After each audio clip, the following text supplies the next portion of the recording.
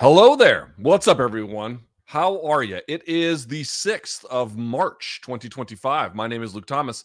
This is episode, where are we on this one? 244 of my live chat. Thank you so much for joining me.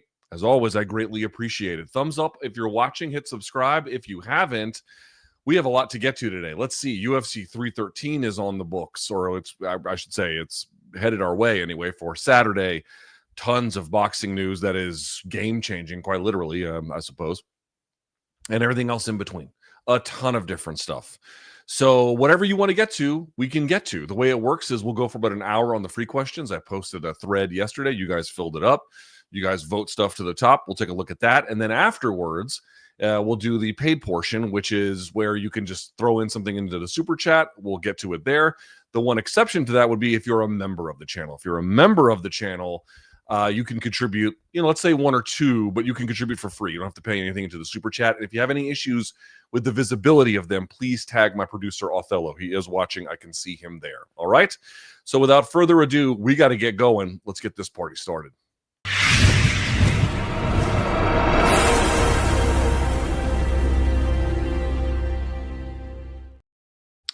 I need my glasses, do I not? I think I do.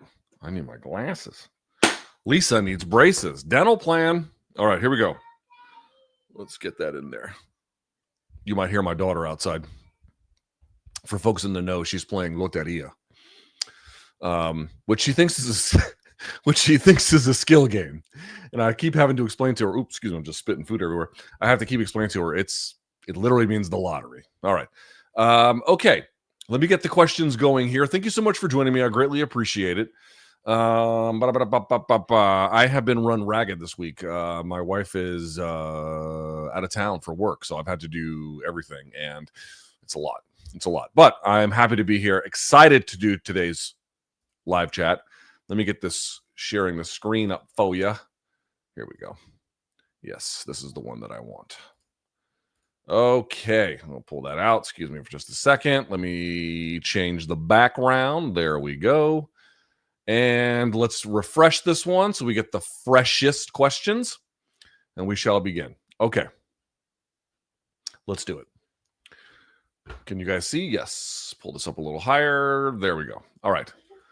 Luke, how do you see Evloev doing versus the winner of Volk, or the Volk Diego winner? So this will be UFC 314 main event for the UFC featherweight title. Does the fight versus Diego go any differently if Diego has a full camp, and how does him versus Volk play out? It would be hard for me to imagine that it would not go somewhat differently. I mean, the reality is this, right? Like, is Movsar really going to fight in any kind of dramatically different way? Probably not, right? Like, what he's going to do. He's not going to slug it out with you in great detail. So you can go back and look at what worked, what didn't, how you felt, was there something on the fly that you observed? Is there something that you observed and in conjunction with, watching tape or whatever? Like, is there some kind of way to piece this all together and then create some adjustments along the way? And then the question you have to ask yourself is that enough to make up the difference? Or is there enough of a difference in skill where even with those adjustments, it wouldn't necessarily matter? I mean, I guess we have to see how things go against Volk. Not that Volk is very similar to Movsar, but I mean, what the latest iteration of Diego looks like, to what extent he's cleaned up or advanced anything. I mean, I think it's still, anybody who can wrestle like him and can avoid subs like him is going to be a tough fight. There's really no question about it. You're going to have to find ways to reverse position, defend the takedown, capture his back. You're like, if you're just underneath or in turtle, or he's in some kind of control position on the ground, not so much up against the fence per se, but on the ground, it's a tough guy to beat. You're asking, how do you see the winner of Volk versus Diego doing it? I think Diego's got a good chance. I haven't thought too much about it. The Volk one is more interesting because I'll be honest with you, I don't know how Volk's going to do at UFC 314. I know everyone looks at tape and they're like, oh, Volk is just better than Diego. And I'm like, okay, yes, that is. Volk has achieved more than Diego might ever get to. You know what I mean? Like, Volk is that guy. But Volk is also older and diminished, coming off of consecutive very bad knockout losses. That's not good. That he's not going to be the same. And he was already Volk's chinny, but it didn't necessarily hurt him because he had insane cardio and resiliency. Like guys who are in like really good shape, who have really good, resiliency, they can do what Volk does, which is like, really muster a comeback or a rally or whatever the case may be, whether it's the Chad Mendes fight where he got dropped or, you pick whatever one he got, Ortega, whatever. His cardio saves him, but you get your chin tapped like that guy did, where you get a shin upside your dome, and then you get one of the most devastating punchers, 155 and down, to just shut your lights out. Not great. Not great. You're not going to be the same after that. So, how would Volk do against Movsar? Well, I guess those conditions wouldn't be relevant. You're just asking how would he handle distance management, scrambling. I just need to see what he looks like. You would just imagine peak Volk I would pick over Movsar. Peak Volk. Diego's a little bit more, a little harder to say. Let's see what they look like next month. So I don't think that's a great answer for your question. It's not one I've thought a lot about yet, but I think those are some of the broad strokes that I'd be looking at. Okay. Oof. All right. Let's see what we got here. If Turki is able to convince all the champions under the promotions he is working with, Golden Boy, Matchroom, Queensbury, and likely Top Rank once their ESPN deal is up. I don't know about that one. I guess we'll see. And to only fight for the ring belt, which Turki now owns, would the Ali Act even need to be repealed in order for Turki to thrive? So that's a tough one to answer. I know the act prevents a promoter from creating their own belt. That's true. But with Turki just taking over an already established belt, well, it's a ceremonial belt. So it's not a real belt. Okay, let's be very clear about that. Correct me if I'm wrong. There's nothing in the Ali Act that says a boxer has to fight for the WBC IBF. No, of course not. Danny Jacobs, for example, declined to fight for Triple G's IBF belt when they fought, but chose to only compete for the WBA and WBC. That's correct. So it seems that fighters can choose what belts they want to fight or don't. Am I missing something? No, not really. But the problem is the ring belt is not a real belt. By the way, I know this is going to be controversial, but what I'm about to say is true. And the reason why I know it is true is because Lawrence Epstein, in a deposition, said as much. And by the way, not just him. I believe Lorenzo Fertitta said it as well, but certainly Lawrence Epstein, who, by the way, Harvard law guy, leadership at UFC, been there for a long time. Very, very smart guy. This is not some idiot. Lawrence Epstein is a very bright individual. The UFC belt is not even real. It is a token that they give to a winning fighter on the night. But it doesn't actually represent anything. And that is not me saying that. That is what UFC management has said under oath. Trust me, I'm not making this up. John Nash has reported on this extensively. You can find this. Please, by all means, double check this. The ring belt would be no different. It's not a real belt. It's not a real title. It's a ceremonial title that they give. And that's not to say it has no meaning or significance. I mean, I think if you asked boxers, if you asked fans, they hold it to varying degrees in high esteem. It does mean something, but it's not a real title. It doesn't have the same weight. It doesn't legally mean the same thing. It's not real. UFC titles, one more time, I'm going to say this, are not real. We treat them as real, but the UFC has admitted under oath that they're not, that they're just a token that they give to a winning fighter at the end of the night. I swear, you know what? Let me see if I can look that up. Epstein, UFC.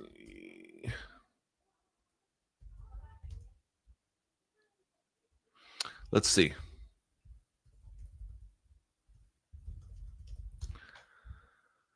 Let's see. I don't know if I can find it in a jiffy. I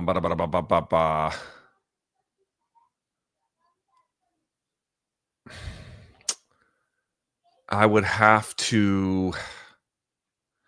I'd have to dig it up further. But yeah. Oh, here we go. I might have found it. Let's see. Let's see. Okay. This is from Mark Wayne Mullen. In the UFC history, we see more and more fights not being fought for UFC fights, but simply a trophy. That's right, a trophy that they hand out at the end of the night. Let me see. I'd have to dig it up. Here, I'll show it to you. It's in this transcript, which is, you can see here, govinfo.gov. You can take a screenshot and you can find it. It is this. It was from the hearing that they had. Mark Ratner talked about it. Some other ones talked about it. But they have said this previously. I know it's controversial to say that, like, oh my God, who could say such a thing? Them. It's not even my thing. I'm just repeating what they're saying. So it's not a question of like, would boxers fight for like the ring and not WBC? You can just tack on the ring to anything. It doesn't really mean anything. It's just ceremonial. But the question is really not that. The question is, might they issue like a formal belt if they can get the Ali Act repealed? That's kind of what you're looking for. And that's just not a place we're at right now. It's kind of hard to say, but what are you going to do? You know what I'll do? I'll find the exact quote for next week so I can bring. Oh, I have something for all of you. I'll do it at the end of the hour. I have something for you guys. I made a promise last week about reading lists. I've got something for you. I will share it at the end of the free hour. Okay. This person writes, my best friend is trans, and I have a lot of queer friends who are really into MMA now. That's surprising. Now that I introduced it to them, my girlfriend loves it too. I think the MMA community, even the fighters sometimes, I would say the fighters most of the time, really put off a lot of women and queer people, and it limits the sport's growth. What are your thoughts on this? Yeah, I mean, it's an insanely regressive community. This is, MMA and boxing and combat sports. I'm not the Dalai Lama, but it doesn't take the Dalai Lama to look around and be like, this is not a very enlightened group. And I'm sorry to say that, but it's not. These are not people that hold.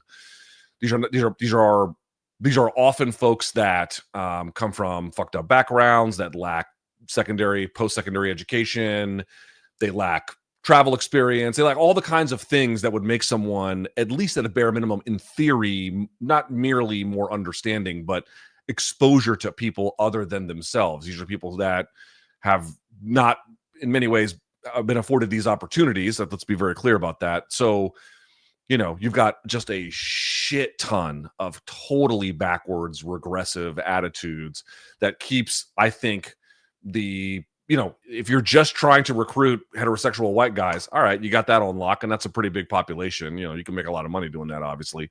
But to the extent you want to branch out beyond it, MMA and to an extent boxing as well. Boxing a little bit different because obviously they compete for the the Black and Latino dollar more aggressively than UFC does. But aside from that, these are all places that are full of just bullshit ass macho guys who think being shitty to gay people is like some sign of strength, when in fact it's the exact fucking opposite. People that don't necessarily have a lot of humanity, don't have a lot of experience dealing with people other than, the kinds of person that they are themselves, and you just get fucked up attitudes all the time. I'm very surprised to hear that there are people in these communities that can stomach the current state of combat sports. It's very, very difficult, but God bless them if they can. That's amazing. But yeah, the current state of combat sports, and again, it's not just MMA, it's boxing too. They don't make it easy for anybody who doesn't sort of fit a heteronormative sort of idea about what, a person should be and what they should believe. Anything that strays from that, they are, immediately reactionary in the worst possible ways. So surprising to hear this, but what do I think of it?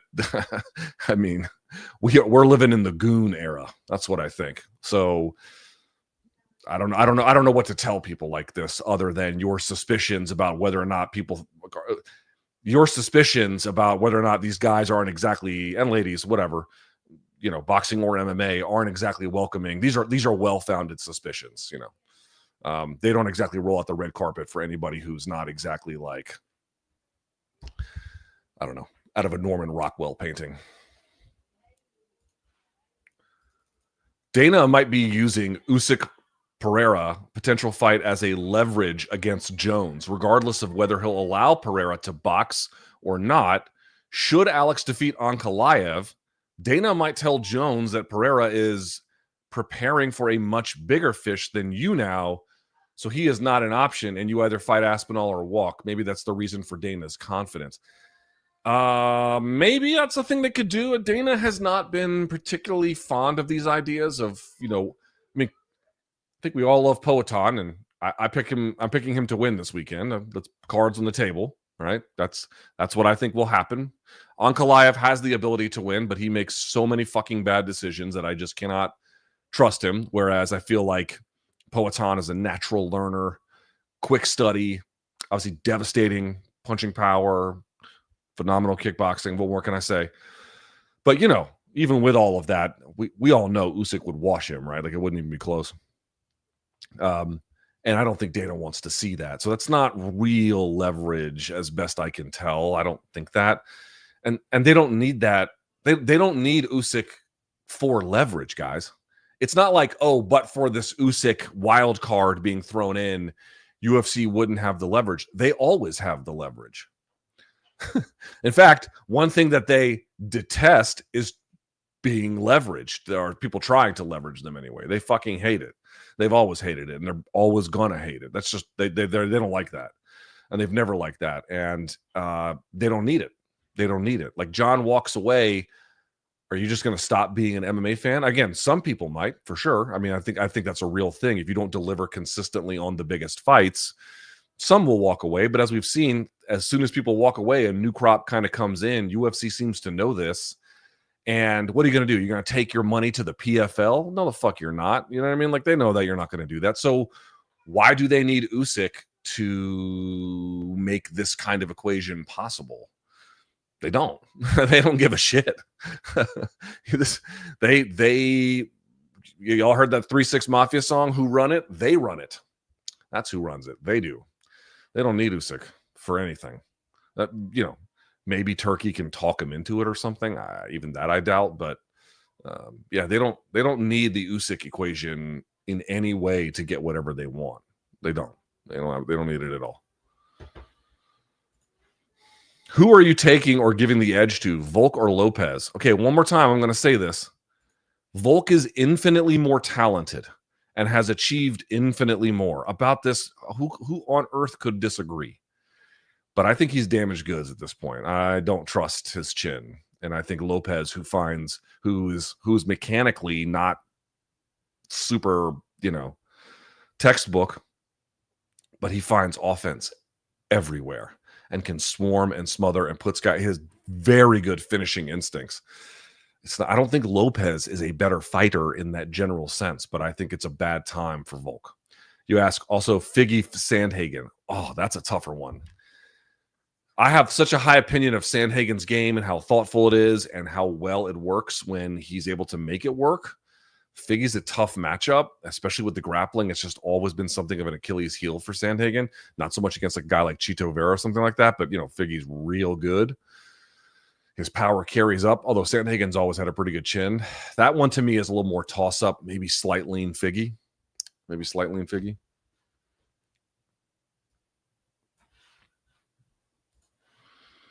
All right, here we go. With TKO entering boxing, how will they manage events? Good question. What a great question. Okay, one more time.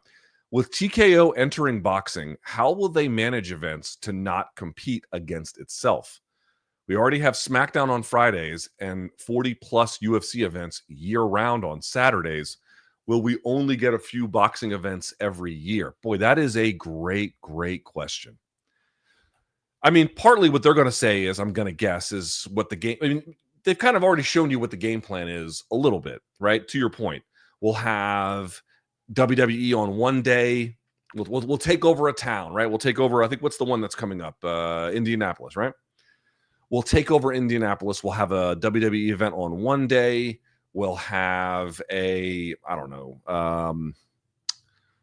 event on one day and blah, blah, blah. And they'll kind of make it all work. And I'm sure there's other components that go all into it, but you get the idea. They can just add boxing to that. I think one way you might see that is, I suspect that Turkey's going to want a lot of these in Saudi Arabia. They're footing the fucking bill. So you have like an afternoon card, right? East Coast time in the States in Saudi, and then that evening UFC, and then the next day or the previous day or whatever UFC, right? Where they kind of, it's like a full takeover. Or you might see one on Friday, one on Saturday, one on Sunday. Well, they just kind of mix it up that way. But like, I mean, I'm sure this is something that they've thought about, and they want to, and again, taking over city, if one's in Saudi, isn't going to exactly work, although they could do all of them in Saudi too, I suppose. But you know what I mean? Like, they could just stagger the events, one part of the day, then the next part of the day, and then a different day for a third, or then 3 across or something like that. But it is going to be a challenge. And this is what I mean. I asked this in the video yesterday, like, what does this mean for Dana White? Because, like, dude, there's 24 hours in a day. He's still in on Power Slap, which is whatever. They want to move in on professional grappling. I don't know what role he'll have in that, but I would imagine he'll have some say. Need I say more about UFC? And then now him and Nick Khan has sort of been, I mean, they're the ones doing, well, Dana's doing the media about the TKO boxing thing. I mean, that's a lot of responsibility. That's a lot of time. That's a lot of divided attention. Even for the most capable guy, that's a lot. That's a lot. I mean, dude, just to run UFC is a lot, even if it is a well-oiled machine at this point. So that's going to be a really big challenge for them. I'm going to be curious to see how they do that. Listen, I am sure that they are thinking through this problem. What are ways we can have synergy all the way around? What are ways that if they want to take over a town, how do we do that? How do we move stuff around? How do we make it all work? I suspect that they'll find, of all the issues that they might run into, how to stagger the events in such a way to make it all worthwhile, I don't think will be one of the bigger ones. We shall see. I cannot declare that to you with great certainty, but I feel like that's probably pretty true. These are capable planners for the most part. I'd be surprised if this tripped them up, where they're just, cannibalizing themselves in every way. And also understand something, like, they might run events concurrently. I remember, I think it still might be on this channel, unless somebody took it down. Again, I have people who look at this stuff for me, but I did an interview with Dana. It was the Dom Cruz, Demetrius Johnson fight in DC. He did a media scrum afterwards. And even all the way back then, he was talking about doing one event in one part of the world for one kind of an audience, and then another event in another part of the world for another audience. And that's, they might overlap. They might just say, fuck it, and overlap, Boxing and MMA have distinct audiences. Their overlap is, overstated to a degree. Not at the highest level. When a big name like Tyson Fury or a Canelo is fighting, there tends to be overlap in that regard. But beyond that, it's, dude, did you see this report about this, the last Crescendo card? This was the rematch between Better Beef and Bivol. 45,000 buys, which Brunch Boxing is reporting, and those guys seem to be very reliable, so I would believe them. 45,000 buys. Okay, it was in the middle of the day. That doesn't help, but it was also a $25 price point, and the card was stacked, I mean, beyond all recognition, and it tanked on pay-per-view. You know what I mean? There's a lot of questions about who was watching that and, what can be done for boxing fans and the like. But what I'm trying to point out is, like, these are not, this is not a sport that can just rely on MMA fans to buoy it. And I don't think it will. So, a lot of different things for them to work out. Let's see what they come up with. They're going to probably start slow to see how it all works, kick the tires on this, experiment with that strategy. Some they might keep, some they might roll out. I remember when the UFC rolled back pay-per-views to 9 p.m. and then said, fuck it, let's go back. We have lived through them trying to replace the gloves. They said, fuck it, let's go back. So let's see what they come up with. It's a relevant concern, though, for sure.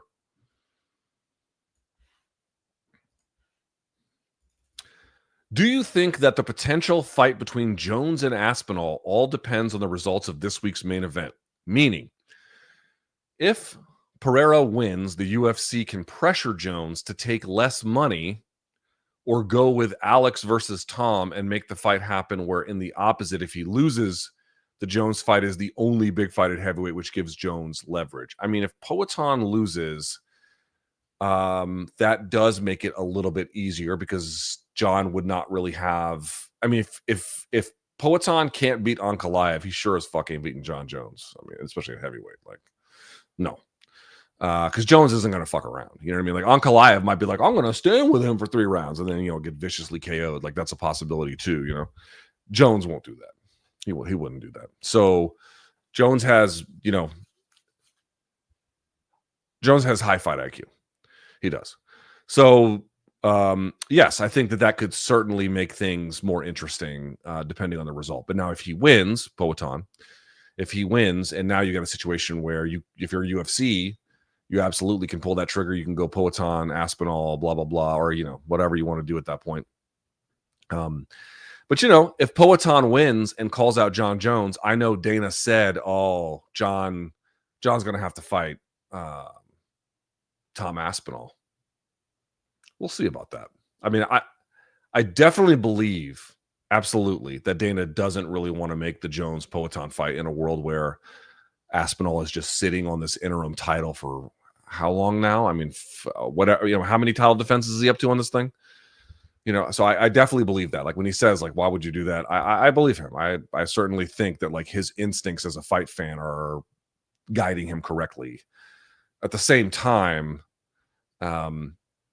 if it's no Jones fight, or you can just make the Poatan fight,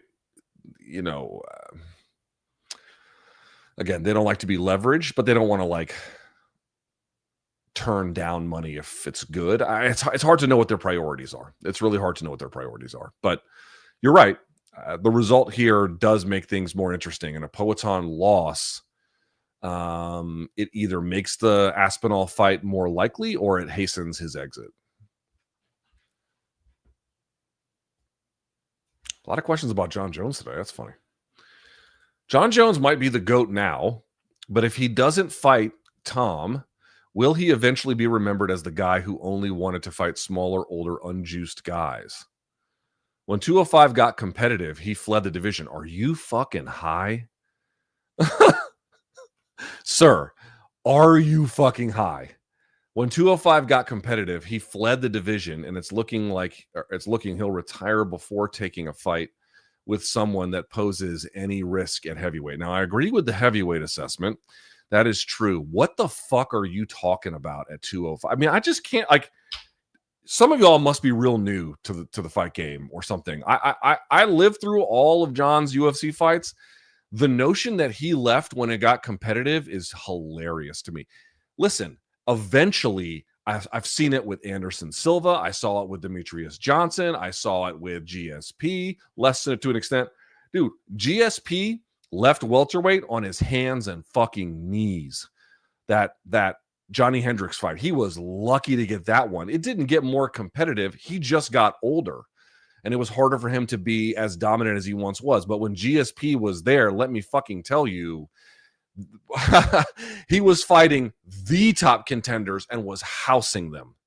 Like, what are we talking about, dude? Jon Jones beat the shit out of 205 year after year after year. He demolished it. I've said this before. He was Godzilla in downtown Tokyo, demolishing it. They couldn't do shit to him.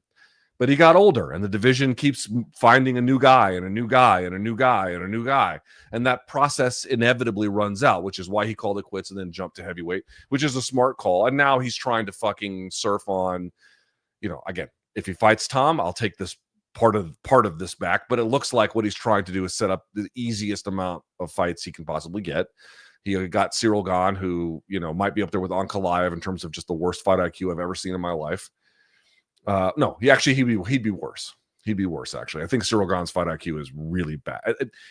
At times it's good, and then at times it's just boneheaded, but okay, whatever. So there's that. Then he fought the corpse of Stipe Miocic. Doesn't count for shit in my mind. And then, if he either calls it quits or tries to fight Poatan or whatever, yes, his heavyweight run would be nothing exceptional at all. Even if there was a weight class title that was afforded to him, you could not claim he's the best heavyweight in the world if that ends up happening. Of course, if he ends up fighting Tom and beating him, different story. But dude, what are we talking about? Dude, Jon's 205 resume is unimpeachable. It is fucking ludicrous to argue anything different.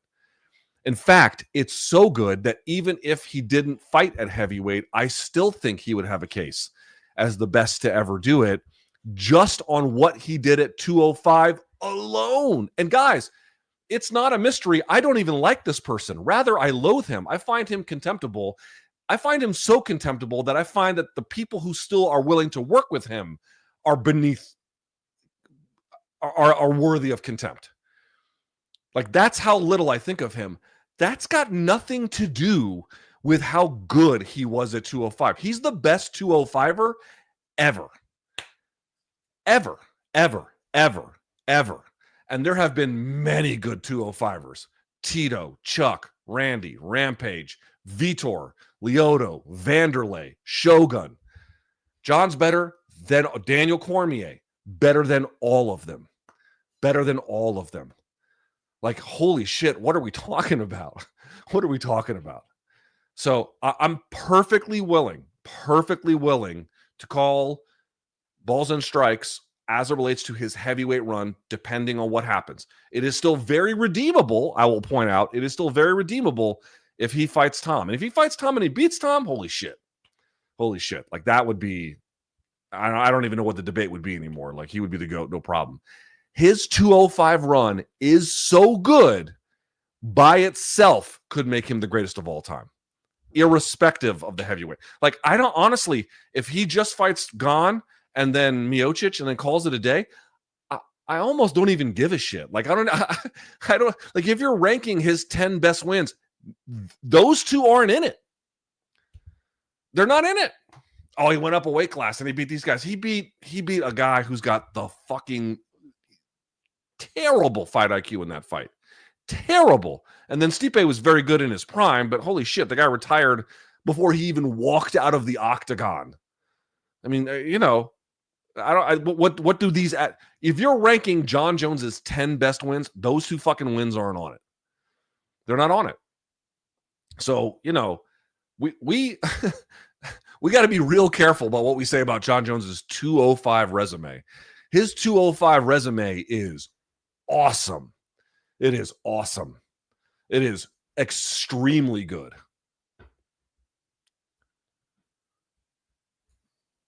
All right. Same guy. I'm gonna jump one here because that question was, I love you. I appreciate all participation on this live chat, but that question was insane. That was fucking insane.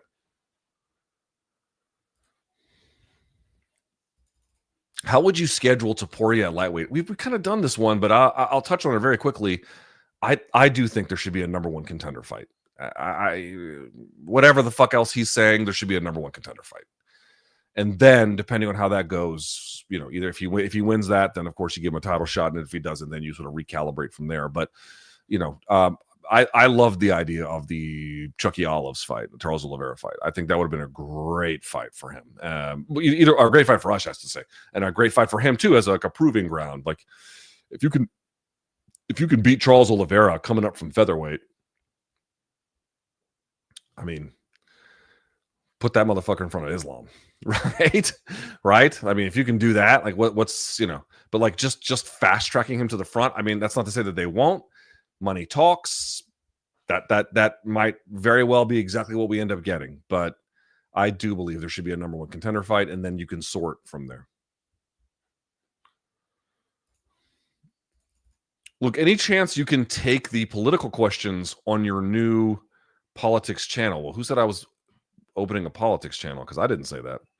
I really enjoy the MMA questions in live chats, but don't really have any interest in politics. Yeah, fair enough. And that's what you read. Fair enough if that's what everyone else wants, but just wanted to see what other people thought. Yeah, it's a great question. I mean, I think what I would say is March 17th. March 17th. It's the same day I've been telling folks about. I think what I would say is I want to keep the programming on the channel, this channel, as MMA centric as possible. Boxing to an extent too, but MMA centric. Now, with that comes a lot of different issues all the way around it, but MMA centric. And then find a place for things that don't neatly fit into that, or can't really, even if it is MMA, can't meaningfully be used on YouTube in another place. But I have to see how that goes. So if there ends up being a way to effectively segregate the content and everyone seems happy with that, then why would I get in the way of it? On the other hand, if there isn't a way to neatly do that, I'm not sure exactly what to say. I mean, I don't want to lose people for that. At the same time, I know that in the chat, every time politics comes up, people are like, oh, I'm out of here. But the numbers simply don't reflect that. They don't drop. They actually increase over time. People are just saying that they don't like it. And again, that's not to say that people don't like. I take your question in good faith. Like if you don't personally like, I totally get it. That's 100% fine. Don't judge you for it. I don't expect anyone to. People like what they like. They like what they like. I guess my answer is I'm not exactly sure yet, but I think in the next couple of months we'll get a good answer for that, and it could end up being that some of that stuff that you're less interested in gets siphoned off in a different direction. But let's see how it goes.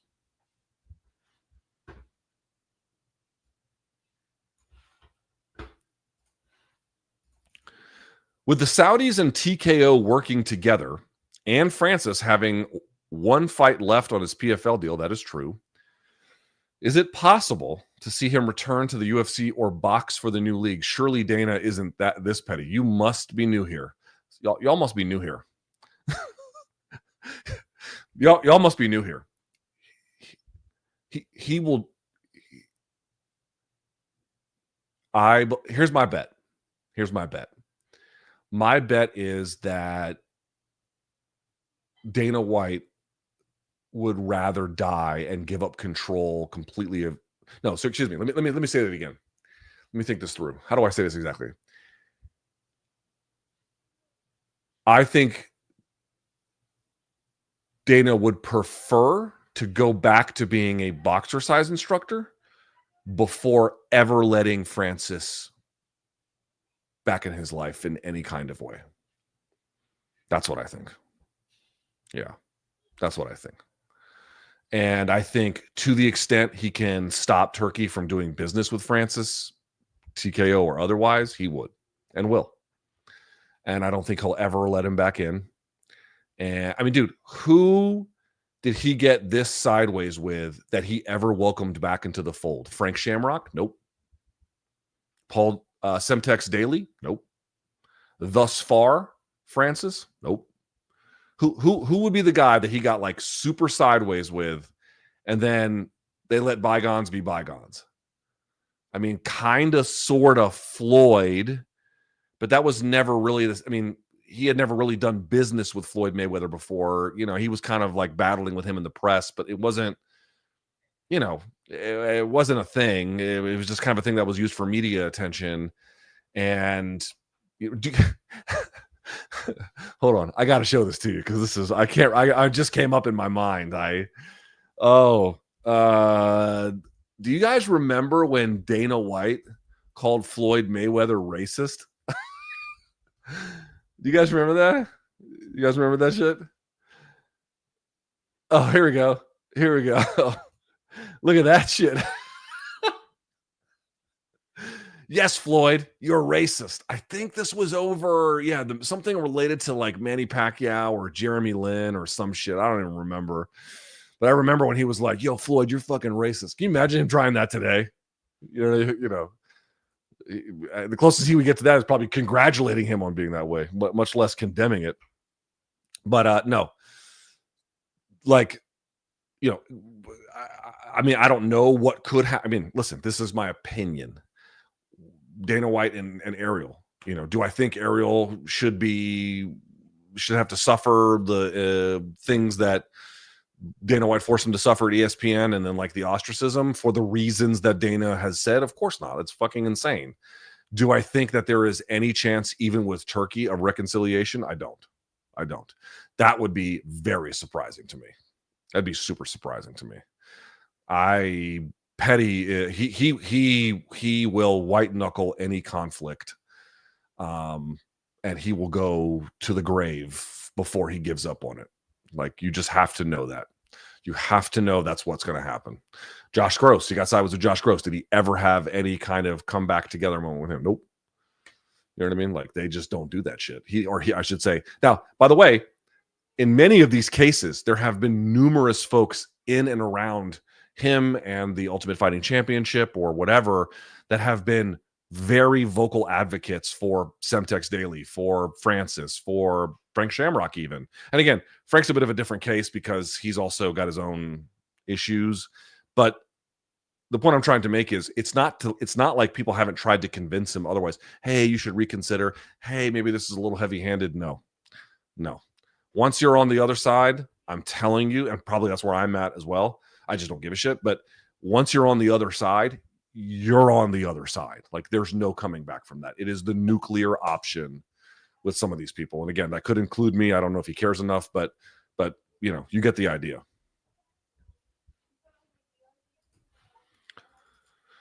Good question. If fighters do not care about their rights or purses, why should I? It seems like professional fighters often have a choice to pursue a combat sports career. Undoubtedly, very few understand the risks and how unlikely success is. However, we tell people who want to be rock stars they are silly. I'm not sure what you mean about the last part, but the first part, I would say, if they don't care about their rights and purses, why should I? It's a good question. It's a really, really, really good question. And even with this TKO boxing thing, I don't know ultimately if TKO will be successful. I think it'd be unwise to bet against them. I'm not betting against them. I'll be very clear about that. I think that they'll probably get most of what they want. Maybe not everything, but probably, including the Ali Act getting repealed. Like, dude, we're 6 weeks into this administration.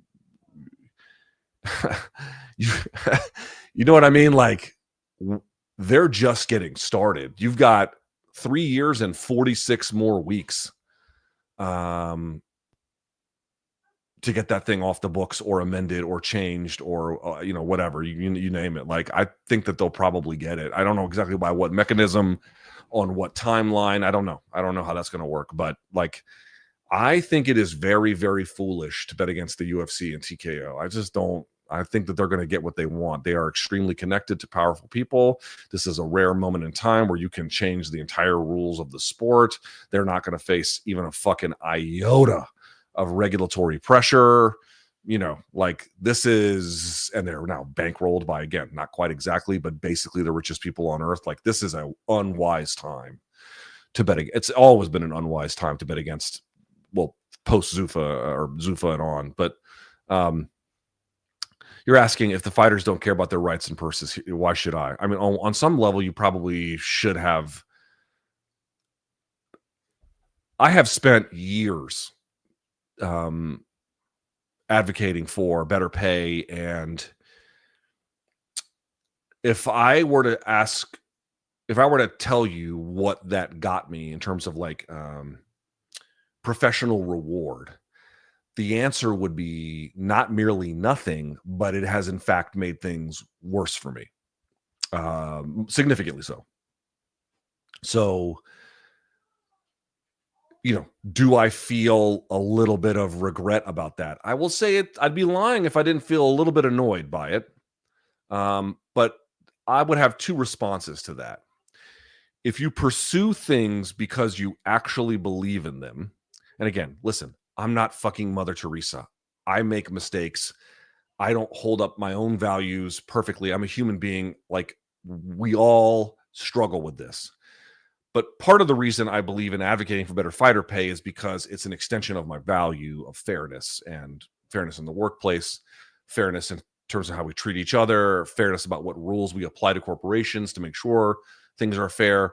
And if you live your values, even if things don't go well, you can at least take home the reality that you tried to do that. And again, people, there are going to be losers out there that accuse other people who are living their values of virtue signaling. And of course, there is such a thing as being overly showy about your virtue. That's real. But the reality is, the people who chirp the loudest about virtue signaling are people that see virtue as a weakness. That's kind of the hiccup in all of their arguments, is these are not people that, the people who cry the loudest about others signaling virtue are typically the ones that don't care about being virtuous at all, even privately. I bring us all up to say, again, point number one, if you do your best, however imperfect, however at times it didn't go right, if you do your best day to day to try to live according to what values you think are important to you, then the reward of virtue is simply like Aristotle. Virtue is its own reward. Like, I don't get a professional reward from it. I'm not looking for one necessarily. I'm looking to just have peace of mind. Peace of mind. I will tell you, at age 45, folks, peace of mind is, in this life, tough to come by, rare to come by, hard. Real peace of mind. When your head goes down on the pillow, have you tried to do your best? Have you tried to be a good person? Have you tried to work hard? Have you tried to be good to others? These are hard things to do, man. They're hard things to do. Real peace of mind, coolness about that. I have struggled with that my whole life. I struggle with it today. It's hard. It's hard for me. That's the first thing I'd say, though, but I think it's a worthy endeavor. The second thing I'd say is, in any industry where you allow exploitation to fester, there will be downstream or in other ways, other problems will manifest. It cannot be the case that you allow exploitation in one area and there's like no way it ever comes back at you in some other ways. Like, for example, when I was a kid, even people who had money weren't buying clothes like all the time, right? I lived with, my parents were divorced and my mom had a very, very, very, very acrimonious divorce from my dad. So like, as a single mom, we weren't buying clothes all the time anyway. But what I'm trying to make is, let's imagine the rich kids at school. I took the fucking bus even in high school, but let's imagine the rich kids. They weren't buying clothes all the time because clothes still then were relatively expensive in comparison to how they are now. Now you buy them all the time. Now you buy them. People just like, you can go to H&M or Uniqlo and they're like super, super cheap. And that you're like, oh, what's the downstream problems? Well, it turns out all that shit gets discarded and it washes up on the shores of developed or underdeveloped economies overseas. It causes pollution here stateside. It causes all kinds of problems. Like, it comes back at you in other ways. Why? Because the reason those clothes are cheap is because the people, I'm going to make up something, in Bangladesh, they're being exploited here, right? Like, that's just the reality. An exploitative system has leaks.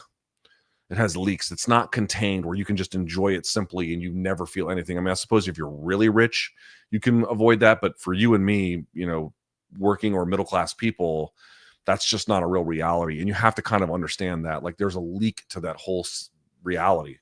So what I would say is, in addition to like trying to put forth a more equitable vision of the world, and in conjunction with your values, you also must realize that when things get exploitative, it's very, very hard to just, I can silo that off and it will have no real impact materially on my life. I think over time, you'll see that they do. Luke, do you feel fans are putting too much stock in Poatan's wrestling ability and his wrestling defense, given he is trained by Glover, and Glover had a very formidable ground game, but was never world class or anything? What do you think about that? Well, I will say Glover was a world-class MMA fighter. I can say that with great certainty. Also, Glover was the guy who, dude, Glover marching down Sukuju. I mean, I know this is like an old man reference at this point, but dude, Glover has fucking moxie, bro. Like, Glover was awesome. I mean, was he the best light heavyweight of his era? No. He's a tough bastard, bro. Super tough bastard. And very skilled. Good jab. I had a black belt ground game for a long time. Like, dude, Glover was formidable and was a world-class MMA fighter. You're asking about, like, to what extent does that transfer over to Poatan? I think Poatan has shown himself to be a very quick learner. I think he has shown himself to be, obviously, the guy just finds ways to win. Has he had some promotional wind at his back? Of course, there's simply no denying that. But he's made the most of it and gone on, something of a pretty goddamn legendary run. He's among active fighters, and I'm sorry, I just don't consider Jon Jones to be an active fighter. I know he fought Stipe and whatever the fuck 309, but, given what he's done and given where he's headed, I just don't consider him to be active. To me, the Poatan's the biggest active star. I really believe that. And I do think he's an adept martial artist who learns quickly. At the same time, dude, wrestling is fucking hard. And from what I've seen of it, it's not that great. I'm not picking Poatan because I think his wrestling is going to be like super awesome. Again, I think he's going to have the same kind of thing that Izzy has, where maybe up against the fence versus an open space, he'll be better. And that tends to be true across the board. But then add to that, Izzy was real good up against the fence when guys would like shoot a double, he would stuff it, and then they couldn't recapture like they couldn't chain things together. And then he was able to separate. But to the extent they were able to chain things together, that's when the wrestling really breaks down. Dude, learning how to chain wrestle. I mean, guys who've been wrestling their whole lives, or guys like, I'm talking about just on the wrestling mat. Guys like Bo Nickel, dude, they make it look effortless. They make it look like chain wrestling is just breathing. It's not. It is such a difficult skill to learn, especially to do it well. Now, again, Ankalaev is a fucking donk, so I don't really know what to say about that. But I think that's probably where he'll get it. Should he run into any issues, I suspect it'll be there, or again in open space or something. And I mean, are fans putting too much stock? Listen, the fans love Poatan, and they're going to want to see him in his best light pre-fight, and they might be right too. By the way, like again, I think he'll win. For what it's worth, I think Ankalaev has the skills to win. I just, yeah. Anyway, so yeah, I mean, do fans have an opinion of the guy they are a fan of that is maybe a little bit inflated? Sure. I don't think that's crazy. But I still think that he's probably got enough to get the job done. Probably.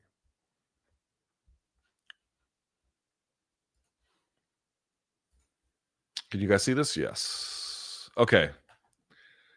I would like to thank you for your essay recommendation on competitive authoritarianism. It was very informative. I just wanted your opinions of the new Trump admin in regards to fascism. Okay. As socially, I feel Umberto Eco's 14 points of fascism align well with the MAGA movement. I haven't read that in a long time. Okay. Economically, the administration seems to be gradually merging state and corporate power, another defining feature of the system studied by Chip Burlett. It's a little overstated, but okay. I understand this will probably not be a popular question, but I feel that it's an important topic to at least discuss the fascistic characteristics of the movement. Okay, it's been a long time since I've read Umberto Eco's 14 points, and some of those are like, what do you call it? Fascism, fascism. I'm going off of memory here. What were some of them? They were like, the enemy is both weak and strong. There's a whole bunch of shit. I forgot. We can pull them up. Let's pull them up. Umberto Eco, 14 points, fascism. Here. This is it. Let me pull this up. First of all, let's take a look here. So there's Umberto Eco. All right. So he writes, 1, the cult of tradition. One only has to look at the syllabus of every fascist movement to find the major traditionalist thinkers. The Nazi gnosis was nourished by traditionalist, syncretistic occult elements. I'm sure I'm saying that. Syncretistic, excuse me. The rejection of modernism, the cult of action for action's sake. Disagreement is treason, for sure. That one's there. Fear of difference, for sure. Appeal to social frustration. One of the most typical features of historical fascism was the appeal to a frustrated middle class, a class suffering from an economic crisis. Okay, but we are. And feelings of political humiliation and frightened by the pressure of lower social groups. The obsession with the plot, that's a big one. The enemy is both strong and weak. There we go. Remember that one. Pacifism is trafficking with the enemy. Okay. Contempt for the weak, for sure. Everybody is educated to become a hero. I forgot about that one. Machismo and weaponry. Machismo implies both disdain for women and intolerance and condemnation of non-standard sexual habits from chastity to homosexuality. I mean, does that sound fucking familiar to anybody? Jesus Christ. And then last but not least, selective populism. There is in our future a TV or internet populism in which the emotional response of a selected group of citizens can be presented and accepted as the voice of the people. And then lastly, fascism speaks news speak. All of the Nazi and fascist schoolbooks made use of an impoverished vocabulary and an elementary syntax in order to limit the instruments for complex and critical reasoning. Okay. I mean, I think you would need a proper academic to really make effective comparisons between exactly what Umberto Eco meant and any kind of political state, ours or others. I feel like I would just be making shit up relative to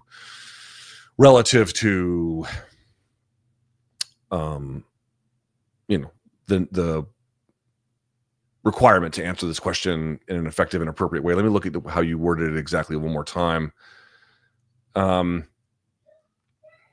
I will say that there's been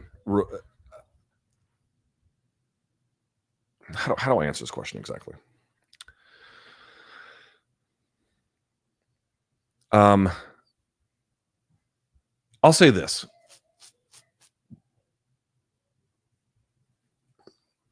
The role of president is not CEO, which should be obvious. It is not king. It is an executive authority. It is a co-equal branch of government. It is defined explicitly about what they can and cannot do. And some of those have to be adjudicated by the courts, obviously, whenever there is any kind of dispute.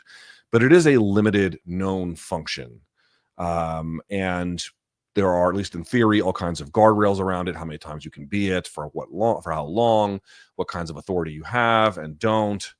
And like, listen, obviously the Trump administration, to the extent they're having disputes over Doge or USAID funding, they're fighting it out in the courts. They just lost in the Supreme Court 5-4 over a relatively small one about continuing funding that was already appropriated in a more limited way. But, you know, they're at least going through the court system. And then it seems for now, honoring that. And, you know, that is obviously not in any, but that by itself does not lend much credibility to the notion, again, in an isolated way.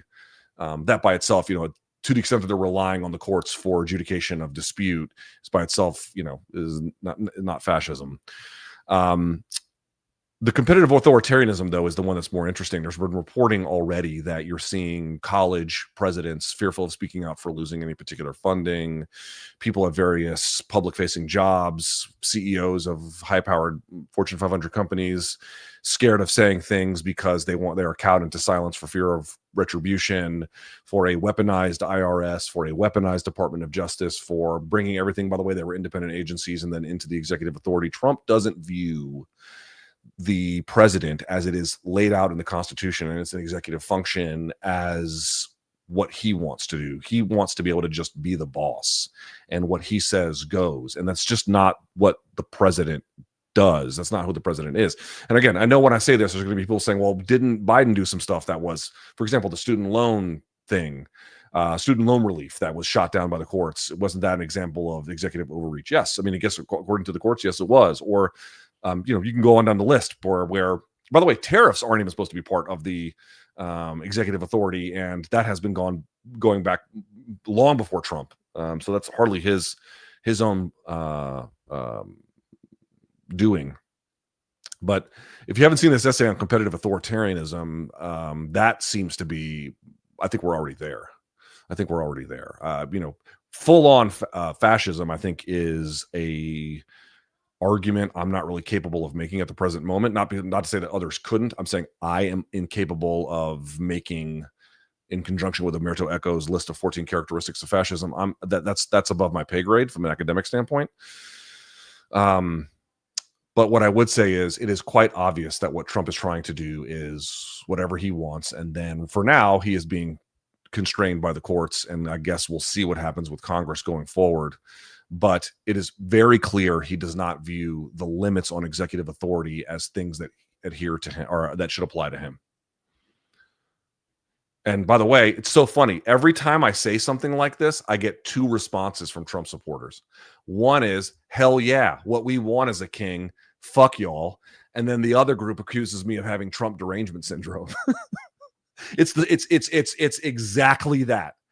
One side, I'll be like, yeah, Trump doesn't like the limits on executive authority. He wants to just say whatever he wants to do whatever he wants. And then I'll get every time I'll get supporters being like, yeah, fuck y'all. That's exactly what he wants. Eat it, libs. You know, eat shit. And then the other side is, of course he would never do something like that. You have Trump derangement syndrome. And I'm like, guys, I think y'all need to talk to each other a little bit more. Someone's asking, what's the feeling in the U.S.? This person's European, about Trump launching multiple trade wars during a cost of living crisis. Well, he walked them both back today.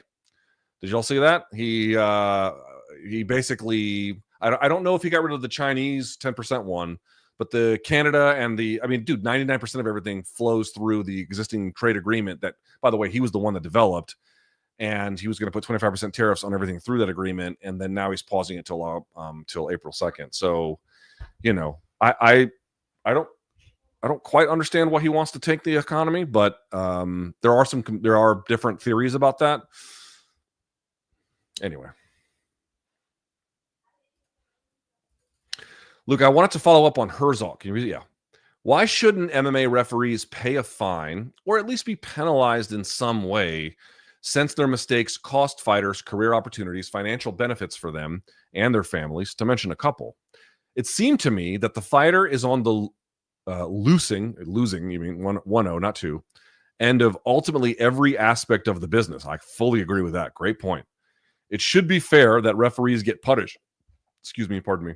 It should be fair that referees get punished for their mistakes to avoid those mistakes happening again, or at least happening less often. I would say a couple things. One, I do not wish to fine referees.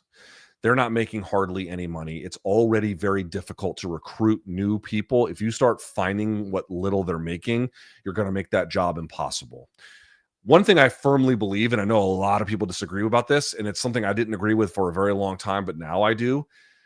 I don't think you should be able to get like crazy rich working in government, but you should not be subsisting on poverty wages either.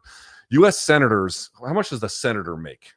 Okay. U.S. senator yearly salary. What's the exact number at this point? So it's about 174K. Guys, I live here. I know this is going to sound crazy. I'm not saying you can't live on 174K here in this area. You can live on 174K. You're not going to live nice. I'm sorry to tell you that. You are not going to live nice. And I don't even know. Yeah, could you live as a single person in the city on 174K? Yeah, you could. You could. You're not going to live that nice, and especially if you have kids. If you have kids, and by the way, if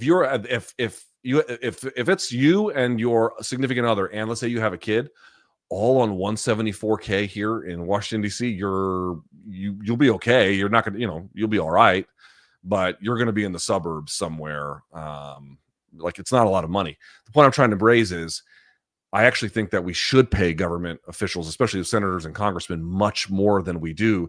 Not because I'm in some like great desire to give raises to these people, but because when we pay them like this is why you see things like insider trading. This is why you see things. It just leads to naked corruption because they're just vastly underpaid. There is some academic literature to this effect. Anyway, here we have, again, if Jason Herzog is an arm of the government in Nevada, he's working for the state, not the federal, but the state government there.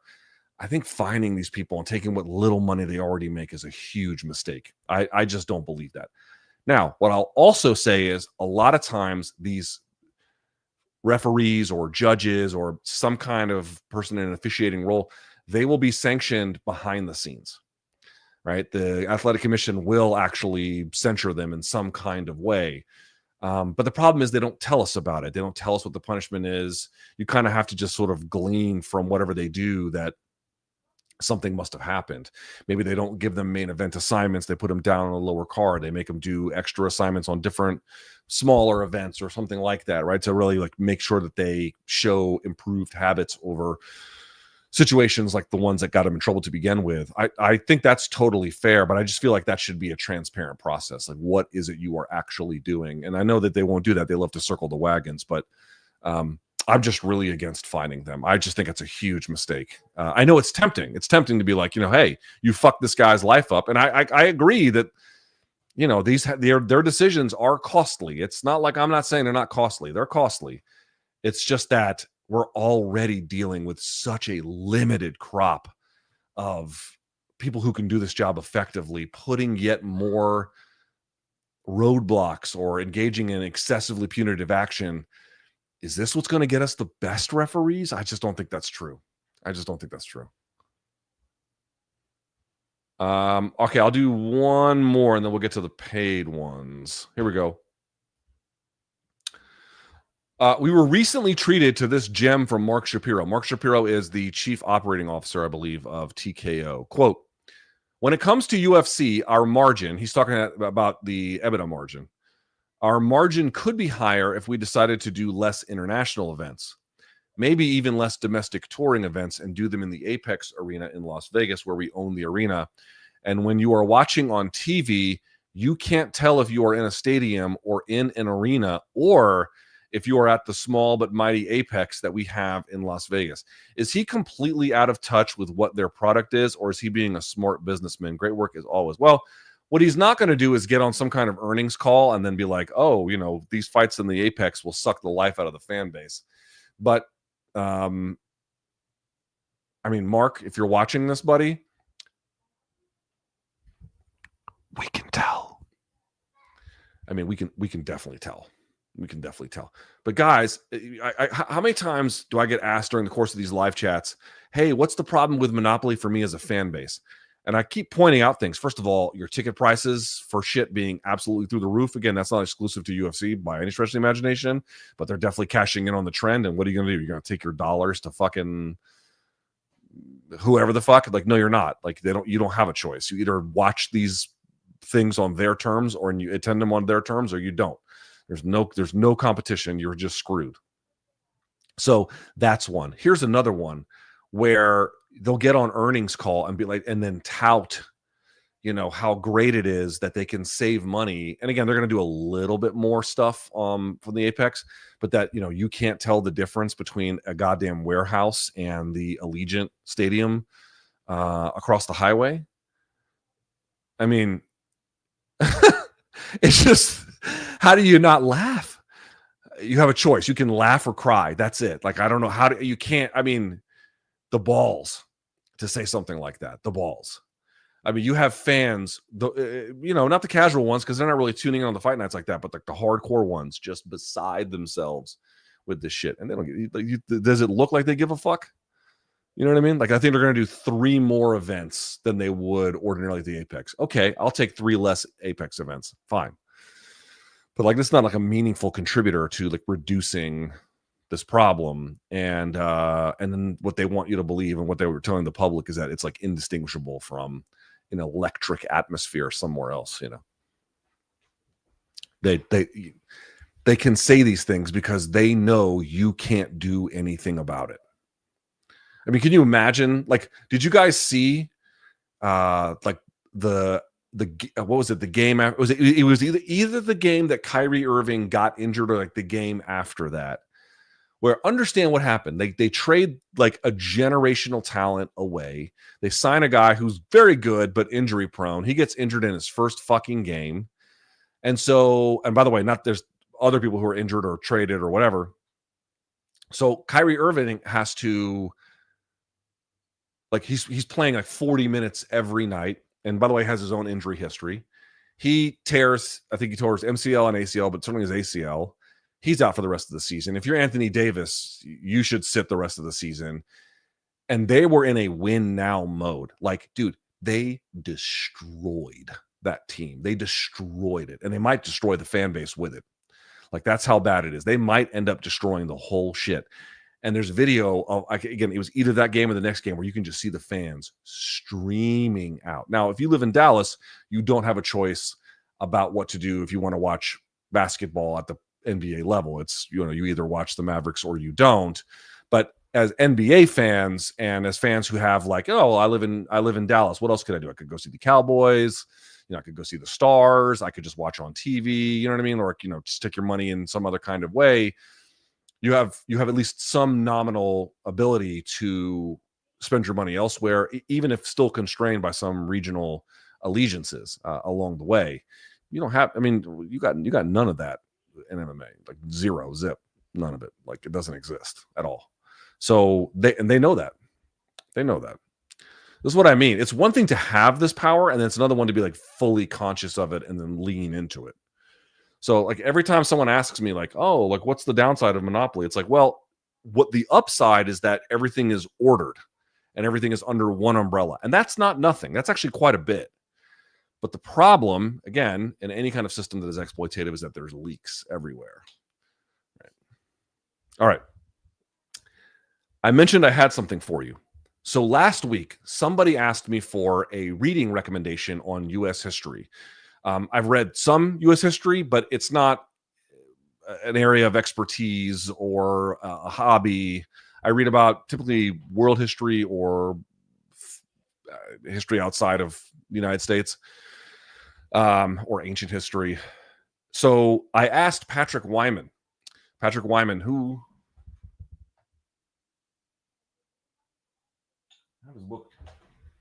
I had his book somewhere. The point I'm trying to make is I asked him for a recommendation and he gave me some. So let me read those to you. Let me read these to you. These are from Patrick Wyman himself.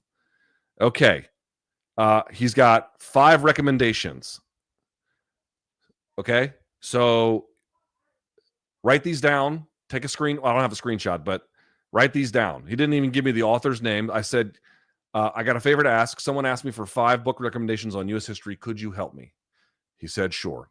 Book number 1, Republic for Which It Stands. Republic for Which It Stands. Book 2, An Army at Dawn. 3, What Hath God Wrought? 4, Battle Cry of Freedom. 5, Warmth of Other Suns. I'm going to read them one more time. Republic for Which It Stands is book number 1. An Army at Dawn, book number 2. What Hath God Wrought? At number 3, that's WROUGHT. Battle Cry for Freedom is number 4. And Warmth of Other Suns, SUNS, Warmth of Other Suns, book 5. So big shouts to Patrick Wyman. I think he's got a new book coming out. He hooked y'all up.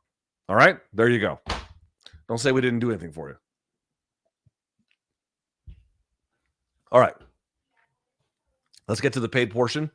If you want, you can contribute something in the super chat. You're certainly under no obligation to do so, but if you do, it goes a long way. I really appreciate it. All right. George says, 0 excuse for Gervonta not knowing the rule around taking a knee. I only got into boxing through MK, and even I knew. The gel get to his brain, too. It's less that I don't think he knew the rule. He just didn't give. I mean, partly, dude, how many times have you seen boxers and MMA fighters just not know the rules? It happens pretty frequently, actually. But also, I just think he didn't give a fuck. Will says, 6 weeks post-abdominal hernia repair surgery. Okay. Do you know of any similar experiences and their rehab process? Do I know anyone who had hernia surgery? I know one guy. Sustained lifting kettlebells, training a year and second session with my new 20 kgs I got for Xmas. Fuck my life. Oh, I sustained it lifting kettlebells, training a year and second session. And you got a hernia doing that? Bro, what the fuck were you doing? I do know one guy who got it, but I don't know what his training regimen was, to be honest with you. Do you not have a physical therapist or something like that? There has to be some kind of online portal or online repository that can help you with this. I'm not the guy, unfortunately. It's a reasonable question, certainly, and I appreciate the donation, but I know some guys. I had to repair my shoulder, so I could give you a ton of stuff for that, but a hernia? Wow, I've never heard. I do that. Part of the reason why you use kettlebells is that the like for example, like the axial load, like relative to squats, is so much less. How the hell did you do that? That's crazy. Rick says, 3 things you like that Trump has done. Jesus fuck. That is a tough one. Okay. Since you left a donation, let me try here. Okay. Obviously, he wants to ethnically cleanse Gaza, but to the extent, like even today, it was reported that Trump administration officials are actually talking to Hamas, which for whatever stupid ass reason the Biden administration would not do.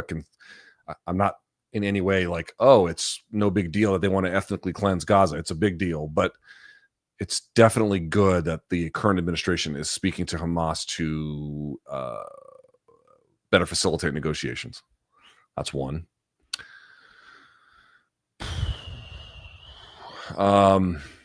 2, they're at the FTC. They're going to keep in place basically Lena Khan's guidelines around enforcement, especially as it relates to mergers.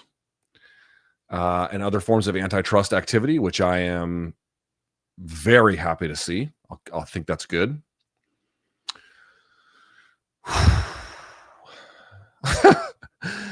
That's a tough one. Fucking hell. Well, okay, how about this one? A two-way tie for number 3 between humiliating Marco Rubio. That's a good one. And they haven't taken over DC yet. So they were set. Oh, no, I have one. I'm sorry. I'll write it back. Well, yes, they were threatening to take over the city in general. And then specifically, you can't do it by executive order. I mean, who the fuck knows what they'll do, but you can't do it by executive order. When I say the city, I mean DC, obviously. But what they were going to do was sign an executive order around like other forms of either beautification of the city or crime enforcement. And they rescinded that. They're not going to do it, at least not right now, because the current mayor is going to like pave over the Black Lives Matter on the street plaza, which, whatever. And they're going to clear some down by state on near 66. They're going to clear like this one relatively small homeless encampment. Trump said there was one by the White House. I'm not sure what the fuck he's talking about. Where? I was down there like a day or two ago. I didn't see any. Maybe he means on the backside, but then you'd be close to like and I don't know what the fuck he's talking about. But certainly the one by the state, they were talking about getting rid of it. That's not even it. The new U.S. attorney for the city is Ed Martin, who appears to be a fucking lunatic. Okay. However, one thing that he said they wanted to do was increase penalizations for gun crime. This is actually pretty important because DC is weird and we don't have the ability to prosecute our own crimes with our own system. We have to rely on the U.S. Attorney's Office to do it for us. And one of the problems that happened with the crime spike during the pandemic was they weren't prosecuting gun crimes for shit. They were just letting it go. And that was a real big problem because you would get tons of repeat offenders. And I don't know exactly how Ed Martin's going to do it, but I'll say as a general rule, stricter enforcement, especially relative to what we had previously of any potential gun crime, is probably on net balance and improvement. So yeah, there you go. Jason says, thoughts on Mehdi Hassan, the creator and main person for Zeteo News. Still learning politics, but he seems fair and knowledgeable overall. I am a financial contributor to Zeteo. Cards on the table. I don't know if I will be one long term. I'm trying a bunch of stuff out. I don't read them all the time. Yeah, I think it's interesting. If you follow other Palestinian advocates, they see him as a tryhard who is just a career social climber and doesn't really have any like hardcore first principles. There's probably something to be said for that. At the same time, anybody who advocates for the plight of Palestinians is okay in my book, or at a bare minimum deserves some kind of, again, I don't know if what do they deserve? They deserve praise. So I canceled my Washington Post subscription. And again, it's not some, I'm fucking better than everybody else. I had people on Blue Sky like beating me up over this. I couldn't fucking believe it. Just a bunch of fucking lunatics. But I canceled it. I mean, it doesn't expire until November, but because I paid a year in advance or whatever. But I canceled it because I just can't. Like Jeff Bezos is just awful. And you're like, what about Amazon Prime? Well, that's probably next. So I'm trying to give my subscription money to outlets that I feel are independent voices that are not having dictates given to them by fucking stupid ass billionaires. So I gave them some money. We'll see how it goes. Willie says, my son is 5 and has a very advanced reading age. My wife thinks we shouldn't let him read far ahead, but I tend to think some extra exposure will be good for his development. What do you think? I think this is something you would have to ask a pediatrician or somebody else who would understand the dynamics of this better. But a kid who's good at reading and excited about it, that is a thing to nurture, not limit. Right? Dave says, LT, I was scheduled to travel to DC from Canada later this year to see Jaden. Hell yeah. but also don't want to tacitly support Trump GOP. How do you weigh this type of idea? Support DC versus boycotting travel. You need to spend your dollars in a way that is consistent with your values. And again, everybody does the opposite at some point. Like none of us are fucking, avatars of moral greatness. We all make trade-offs. We all make compromises. It's the nature of life. I understand it. I think the city would be happy to have you. I would welcome you to the city. I always tell people like, oh, it's a hellhole. Come see for yourself. Come see for yourself. Come take the Pepsi challenge.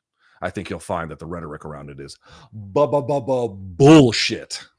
But you have to ask yourself what your values are and what matters most to you, and then you have to live according to them. I can't make these decisions for you.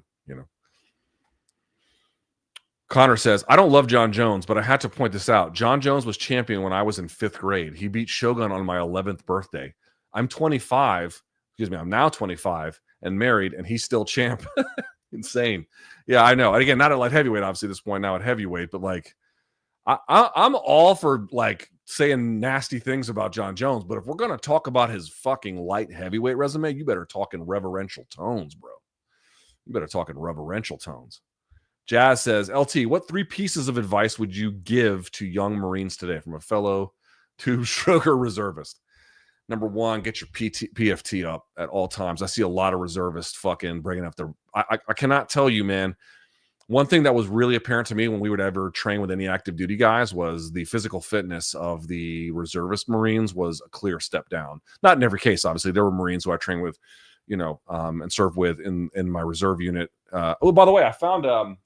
I was looking for a book that I lost, and I was digging through my garage, and I found some of my old Marine gear that I didn't even remember when I put it in there. But you know what? Hold on. I got to go get this because there's a story attached to it. Hold on just 1 second. You'll love this shit, I promise. Hold on.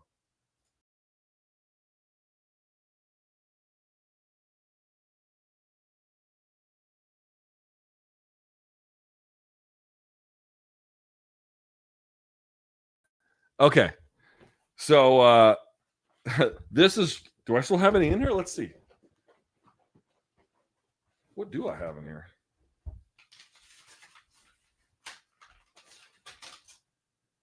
Wow. Holy shit. Wow. What is this one? Oh my God. It's all the old phone numbers of all and email addresses of all the Marines I served with. Staff Sergeant Moore, Staff Sergeant Solo. I've told you guys about Solo. We would always be like, Chindaka, Tuwaka, Solo. Like, Sergeant Schultz, Sergeant Dehart. Sergeant Dehart ended up moving over to the National Guard. Corporal Thomas, that was me at the time. Corporal Graham, Corporal Scott. Wow, man. Holy shit. I still talk to Corporal Graham.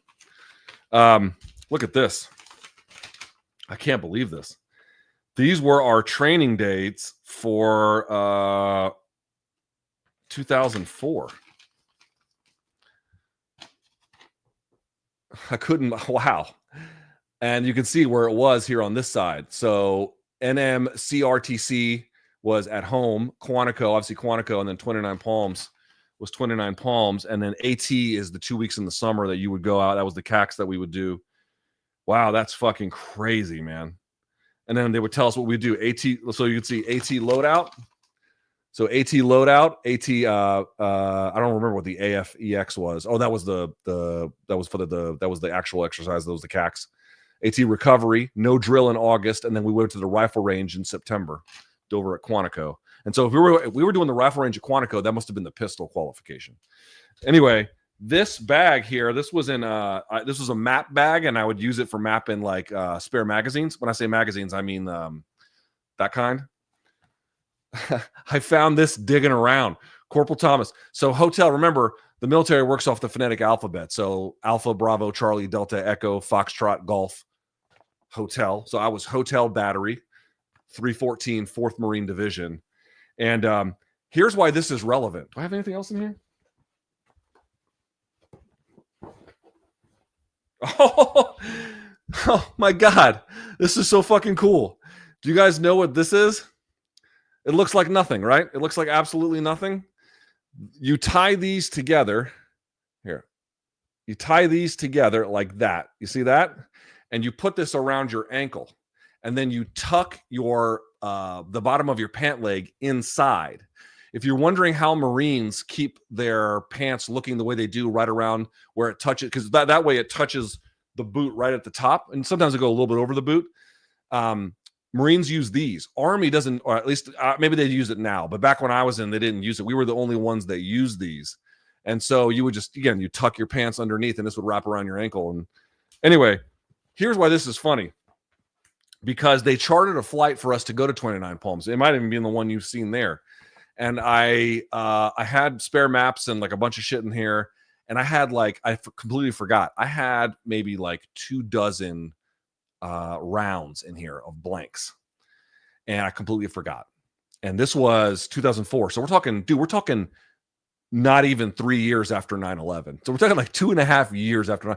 Airports are on high alert. And I put this thing through the scanner, and sure enough, all the rounds came up, and they were like, you could see the alarm bells going off. Now, the good news was we were all traveling in uniform, and they took me and then my, not my commanding officer, but my platoon sergeant at the time to the side, and they were like, okay, well, this is a problem. And then we explained what was happening, and they confiscated all of them or threw them away or whatever. I obviously could not take them with me. They didn't find me. They didn't arrest me. They didn't do anything. But that was real fucking embarrassing. I mean, in the end, I didn't have a weapon we were traveling with, or no, the armorer. The armorer has the weapons, but I didn't. No, did I have my own M16 on me?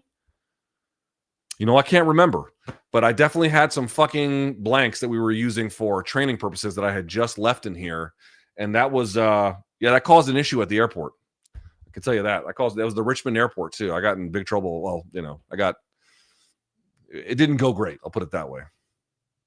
Okay, so number 1, get your PT up. That's 1. Number 2, do your MCIs, because it's a very easy way to get advancement in your rank. Like, if you don't do your MCIs, it's a real big problem.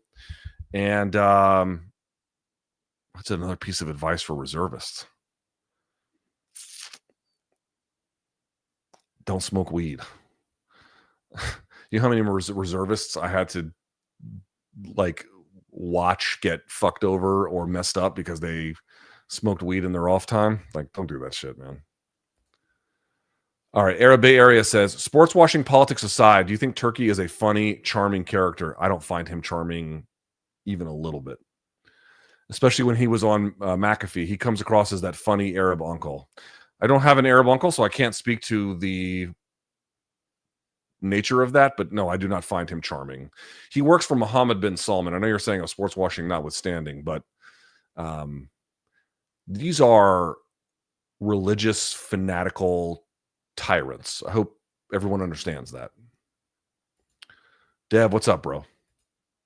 Run them cheeks. Luke, be honest. How many crunches did you actually do on your final PFT? My final PFT? I think I maxed out on crunches. It was my pull-ups that suffered. I think on my last one, I barely did 8 or 9 or something. Not great. Not great. But I think I always maxed out on the crunches. What was my last run time? I can't even remember that. I never had a problem with the crunches. That was easy. Dev, thanks again. I know we already did this one. Yeah, we did this one. Okay, here we go. Thoughts on the State of the Union address. Do you think I watched 2 fucking seconds of that oaf speak? Please be serious. I got better things to do with my time, like masturbate or shit or eat shit, or you know what I mean? Literally any of those other things would be more useful than watching that motherfucker just tell lies to everybody. I give a fuck. Deronimer says, now that Andrew Tate is out of Romania, how interested are you in a potential boxing match between he and Jake Paul? I'm not. Joe says, thoughts on tariff policy. Again, he appears to have paused them till April 2nd. So every time he throws them up, his fans always say things like, oh, masterful gambit. And then he takes them down. And they're like, this will be great. And then he puts them back up. Masterful gambit. And he takes them down. Oh, this will be great. And it's like, I don't think this is a great way to run the economy, but what do I know?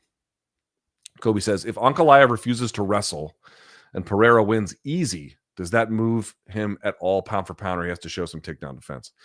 I don't think Ankalaev is a pound for pound guy, so I don't know exactly how it would move him in the pound. I saw Dana being like, "Oh, if he wins, he'll be pound for pound, like number one in the world," and I'm like, no, he would not. But it would certainly be a very good win.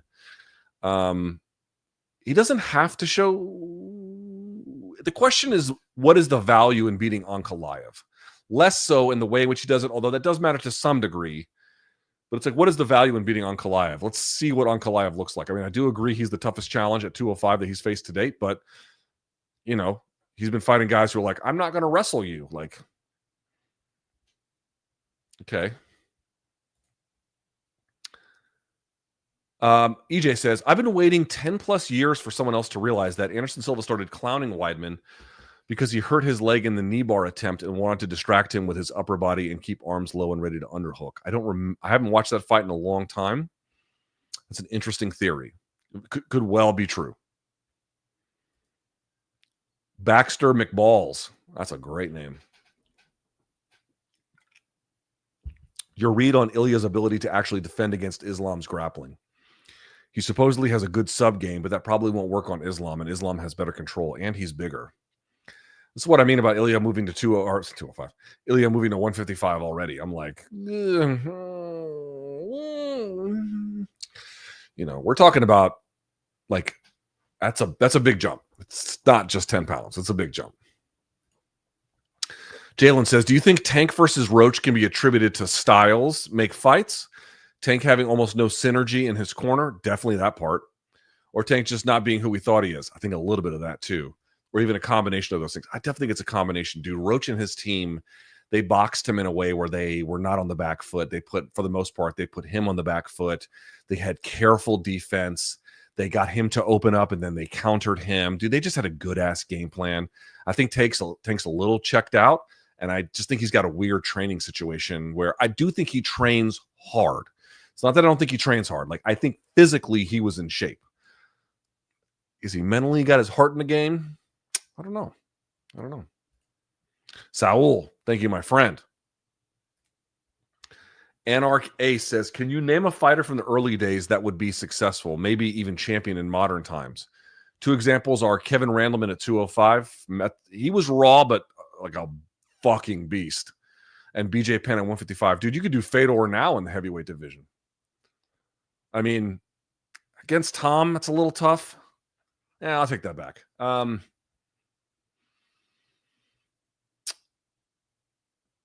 St. Pierre would be champion for sure.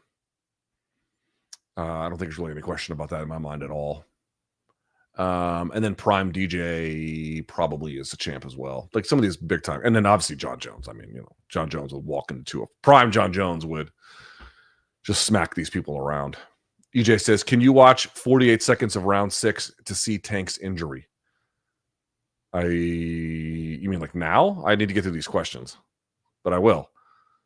Othello, text me about this, please. Text me about this. Deronimer, greater sin, A1 sauce on steak or ranch on pizza? Got to be A1 sauce on steak. Pizza is cheap. Steak is expensive. You put A1 on it because you cooked out all the flavors. You're a fucking billy goat. Matt says, how will TKO manage CTE awareness while implementing a UFC-style best versus best so frequently? So here's one thing that's kind of interesting. Are they going to let guys take tune-up fights? Because they don't get tune-up fights in MMA.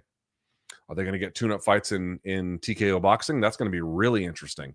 Now, the UFC has kind of leaned into this Cleveland Clinic relationship, but I don't think that would change. So it's less about CTE awareness in that sense, but some of the ways that they matchmake might shorten careers. I do think that might be true.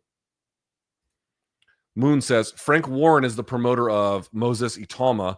Francis Warren, Frank's brother, is Itama's manager. This is an issue in UK boxing before Turkey arrived. Yeah, I mean, there's all kinds of, dude, these boxing promoters, by the way, like Turkey, like doing business with Queensberry and then Matchroom and then De La Hoya and all this shit, only to like rebuff them all so he can go with TKO. And by the way, I do suspect he's going to try and sign away their fighters. I mean, please be fucking serious. He's not going to let them just keep prizes that he wants for himself. It's obviously what's going to happen here. Again, how successful it'll be remains to be seen, but like, is he going to try? He's going to try. I have to tell you, The monopolization of boxing, I think, will be very bad. However, watching these promoters, these whores who sold their ass to Saudi Arabia, all of a sudden get okey-doked.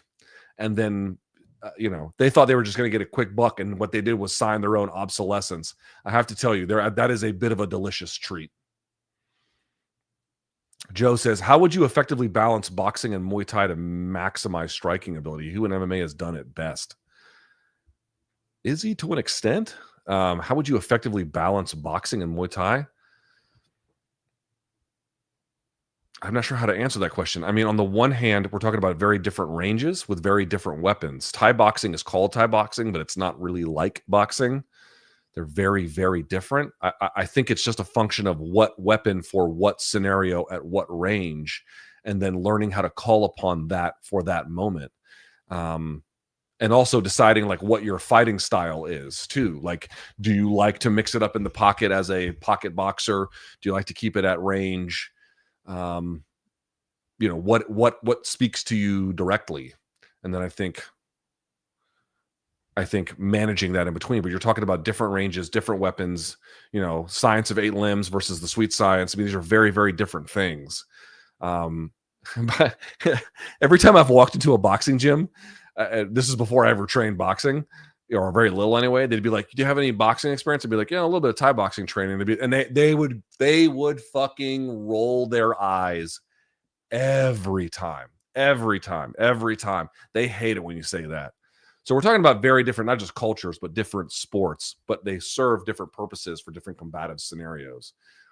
Like MMA, learning how to weave them together for what speaks to you directly and then what is appropriate for the context you're in or the opponent that you face is going to be important. Joe, can Trump really destroy the Department of Education and DOJ? He can't eliminate them through executive order, but can he destroy them? Yes. He can totally minimize them, but only congressional approval can get rid of them completely. But you're asking, can he like fuck them up real bad? Yes. Yes, he can. Anarch Ace says, can you name a fighter from the early days that would be, we did this one already. What makes the other belts any more real than the UFC belt? Paperwork, the legal, well, not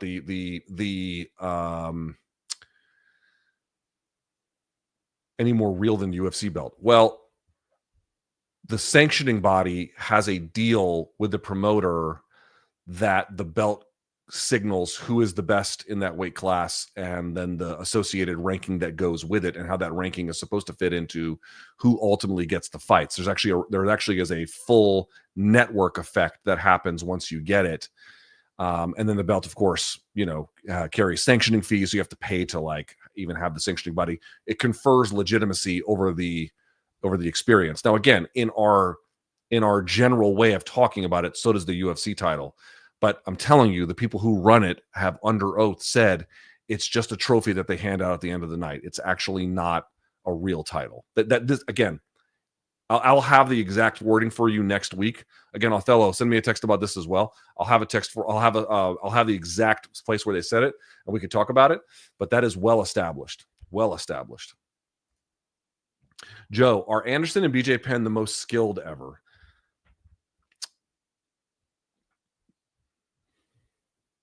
They're up there. I mean, I'm sounding redundant. Like, GSP's up there. No, I'm busy.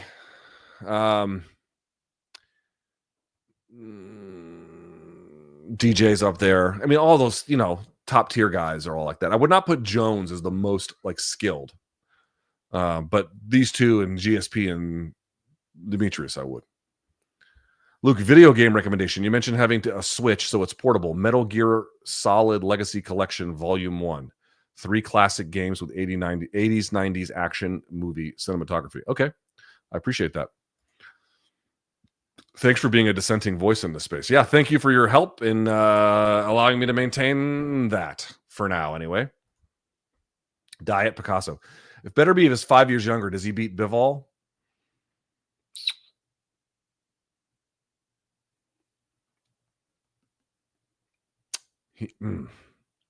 Yes. I do think he does. I think that his ability to move around has been somewhat compromised. And yeah, yes, I think so. Jeff, if this TKO boxing thing works and they do have cards in American elsewhere, could we see some Apex fight nights move to weekdays?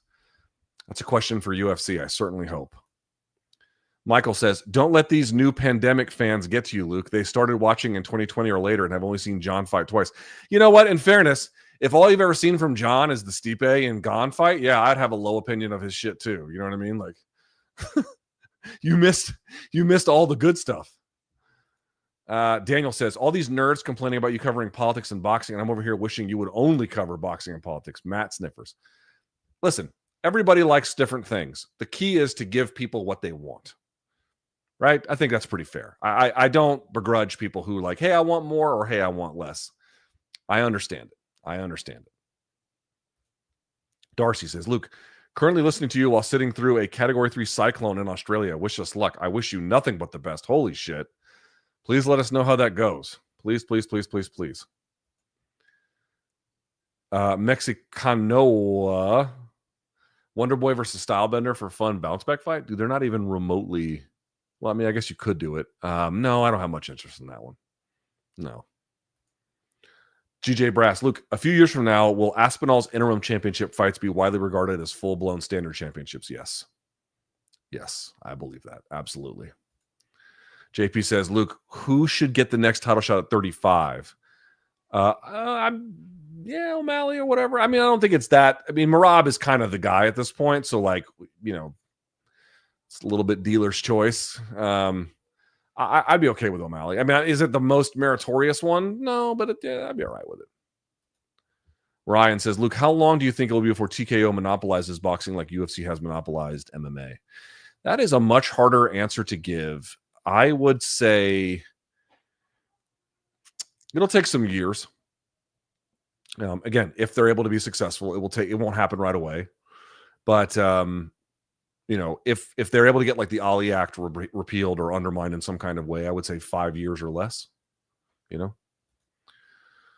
Morning Wombat. Turki reading the cards to Shiraz's corner was out of line. If someone tries to enforce the rules and hold him accountable, Turki can just say cut off his tongue or feed him to the lions. I mean, it's a little bit, you know, Code of Hammurabi metaphor there, but you know, he's going after referee Steve Willis on Twitter all the time, and I'm like, Turki, you just fucking open scored the fight with Carlos Adames, who, by the way, is super pissed about it. Like, maybe pump the brakes on everyone else's regulatory mistakes. Anil says, I'm in the same boat as Darcy, waiting out this cyclone. I wish you guys nothing but the best in Australia. Please be safe. I hope it goes okay. Mark, welcome to the party. Albard, would you consider Topuria representing Spain or Georgia? Pick one. Spain. He claims he represents Georgia, but he trains in Spain, talks in Spanish, lives in Spain. Everything he does, he represents Spain. True, but identity is complex. It is not one thing or the other. Who is my daughter? And my daughter is American, obviously. I think of her as American, no doubt about it. But dude, when I take her to Colombia, I can assure you they don't call her, well, they eventually might, but they don't call her a gringa. You know what I mean? Like they treat her as one of their own. And identity is complex like that. And, you know, again, who am I? I'm American. I don't identify as anything other than like a white American dude. But, you know, my mom came from fucking Beirut. Like, identity is complex, and you have to allow for people to be multiple things at once. And sometimes it doesn't make sense, but life categorization doesn't make sense. Derpler says, can you imagine a world where Dana becomes president? 0 out of 10 chance for that? 2, 3 maybe, which is pretty high. Greg says, hola, Luke. Any recommendations on stretching protocols for increased flexibility for higher kicking and overall mobility? Also, how was Grave of the Fireflies? Okay, let's talk about Grave of the Fireflies. I started it, and I got to the scene where, not very far, where he discovers his mom covered in blood and gauze from the firebombing. And then Tukey walked in, and I was like, okay, I got to turn this off. So I have not picked it back up since then. But not a cheerful beginning. Not a cheerful beginning. What was the other part of the question? Increased flexibility for higher kicking and overall mobility. I don't know about for kicking. I think, you know who's got a good channel on this is Gabriel Varga. You could check him out. In terms of my own stretching, I was like, you have to understand something. I'm a big dude. Like, any kicking that I would ever do would be low or mid. I almost never went for high kicks. You know, as an unathletic heavyweight, it's just not really all that. I didn't see that as a high percentage move. So I never had great flexibility. All of the flexibility that I get into is from any kind of kettlebell training I get, where I can get really into deep squats and I can use the weight to hold me into the deep squat. Now, obviously, if you're trying to max out your squat and you're squatting like 400 or 500 pounds, it's not a thing you can easily do. But with kettlebells, you can either goblet squat it, you can squat with a racked position, whatever the case may be. There's other variations, and you can use. I like to get like a big heavy bell, you know, like a 70 or above pound kettlebell, and use that to like make me sit deep into the squat. Or if I'm doing a kneeling and then, you know, putting a weight on my knee as I open up my hips a little bit, you know, I use the weight to kind of open it, but I don't do static stretching. I don't really believe in it. But it really depends. Everyone's needs are going to be different, right? Luke, I've been a fan since your Leon Edwards dissected versus RDA. Any more dissected style breakdowns in the pipeline? March 17th, boys and girls, March 17th. Also, if Leon was to retire tomorrow, where would he rank on the UK MMA GOAT list? Pretty high. There's not been many UK champions. Top 5 at a worst, top 3 probably. I'd probably put Bisping ahead, but that's about it. Or let me think that through. Yeah, probably top 3. Ben says, Sis owns restaurants, called yourself black sheep of the fam, but went to William & Mary retirement talk during 40s. Dad owned homes at the DV, and you traveled to the Middle East as a teen. This is big money. You're so wrong, bro. You're so fucking wrong. Let's go through this. Sis owns restaurants. She owned one. She made the argument that you have to own a bunch of restaurants to make money, and their restaurant was profitable. But my understanding was she was only able to take home, again, paying all the workers, paying the staff, paying for all the, like, profit. She only made $60K a year profit. Now, again, not total profit, like her own take-home pay, because she had to pay everybody else, everyone, $60K. She just got sick of it. The margins were so low. It was profitable. The point I'm trying to make is, but if you have like, you know, 5 restaurants and all of them are making, you know, your take-home is $60K on all of them, well, now you're making some decent coin. So that's the first part. She owned one and they sold it because the margins were low. And my sister never went to college. She sold cars, saved all of that money, got into real estate, sold or, you know, made some money in doing that, saved all of that, and then used that to open the restaurant. Dude, that's the American dream. First of all, never went to college. Secondly, call yourself black sheep of the family, went to William & Mary. Okay, but when I went, it was $10,000 a year. That's very middle class affordable. Retirement talk in the 40s. I'm not retiring anytime soon. I'm looking ahead. Guys, so in your 20s, you don't really think about it. Maybe even your 30s, you don't think about it. But in your 40s, something happens, at least for me. Your parents get to retirement age. And now my dad hooked it up because my dad had a pension from working in the government for all those years. But I've saw all of my friends' parents. Boy, let me tell you something, folks. They don't all stick the landing on this one. Scary, super scary. How many of these people are like, I was a teen and I was like, oh, how you doing, Miss? I'll make something. How you doing, Mrs. Smith? The nicest lady. Mrs. Smith is struggling. They don't stick the landing all that well. So it's not like I'm ready to do it. I'm just thinking ahead, having watched people do it. And I'll be honest, like my mom was mentally ill, right? You guys know the story. My mom was mentally ill. But the other reality is, I remember her constantly complaining she had no money saved to retire. And she was like, I'm going to have to work till I die. I'm going to have to work till I die. I'm going to have to work till I die. And we would always say things like, you know, we'll take care of you. And we did. We actually tried to get her to move back in with us before she died. Or my sister did, you know, close to all of us. And she rebuffed those efforts and ultimately she ended her life. But I'm just saying, like, you know, that's not the reason why. But I'm just saying these are these bigger pressures that you begin to see when you age. And then your parents and, you know, what did they do to set up their retirement? Man, like I'm telling you, if you're not planning that very carefully in your 20s and 30s, and you got a good plan through your 40s and 50s, by the time you get to 60s and 70s, you're going to be in deep shit. What's the other part?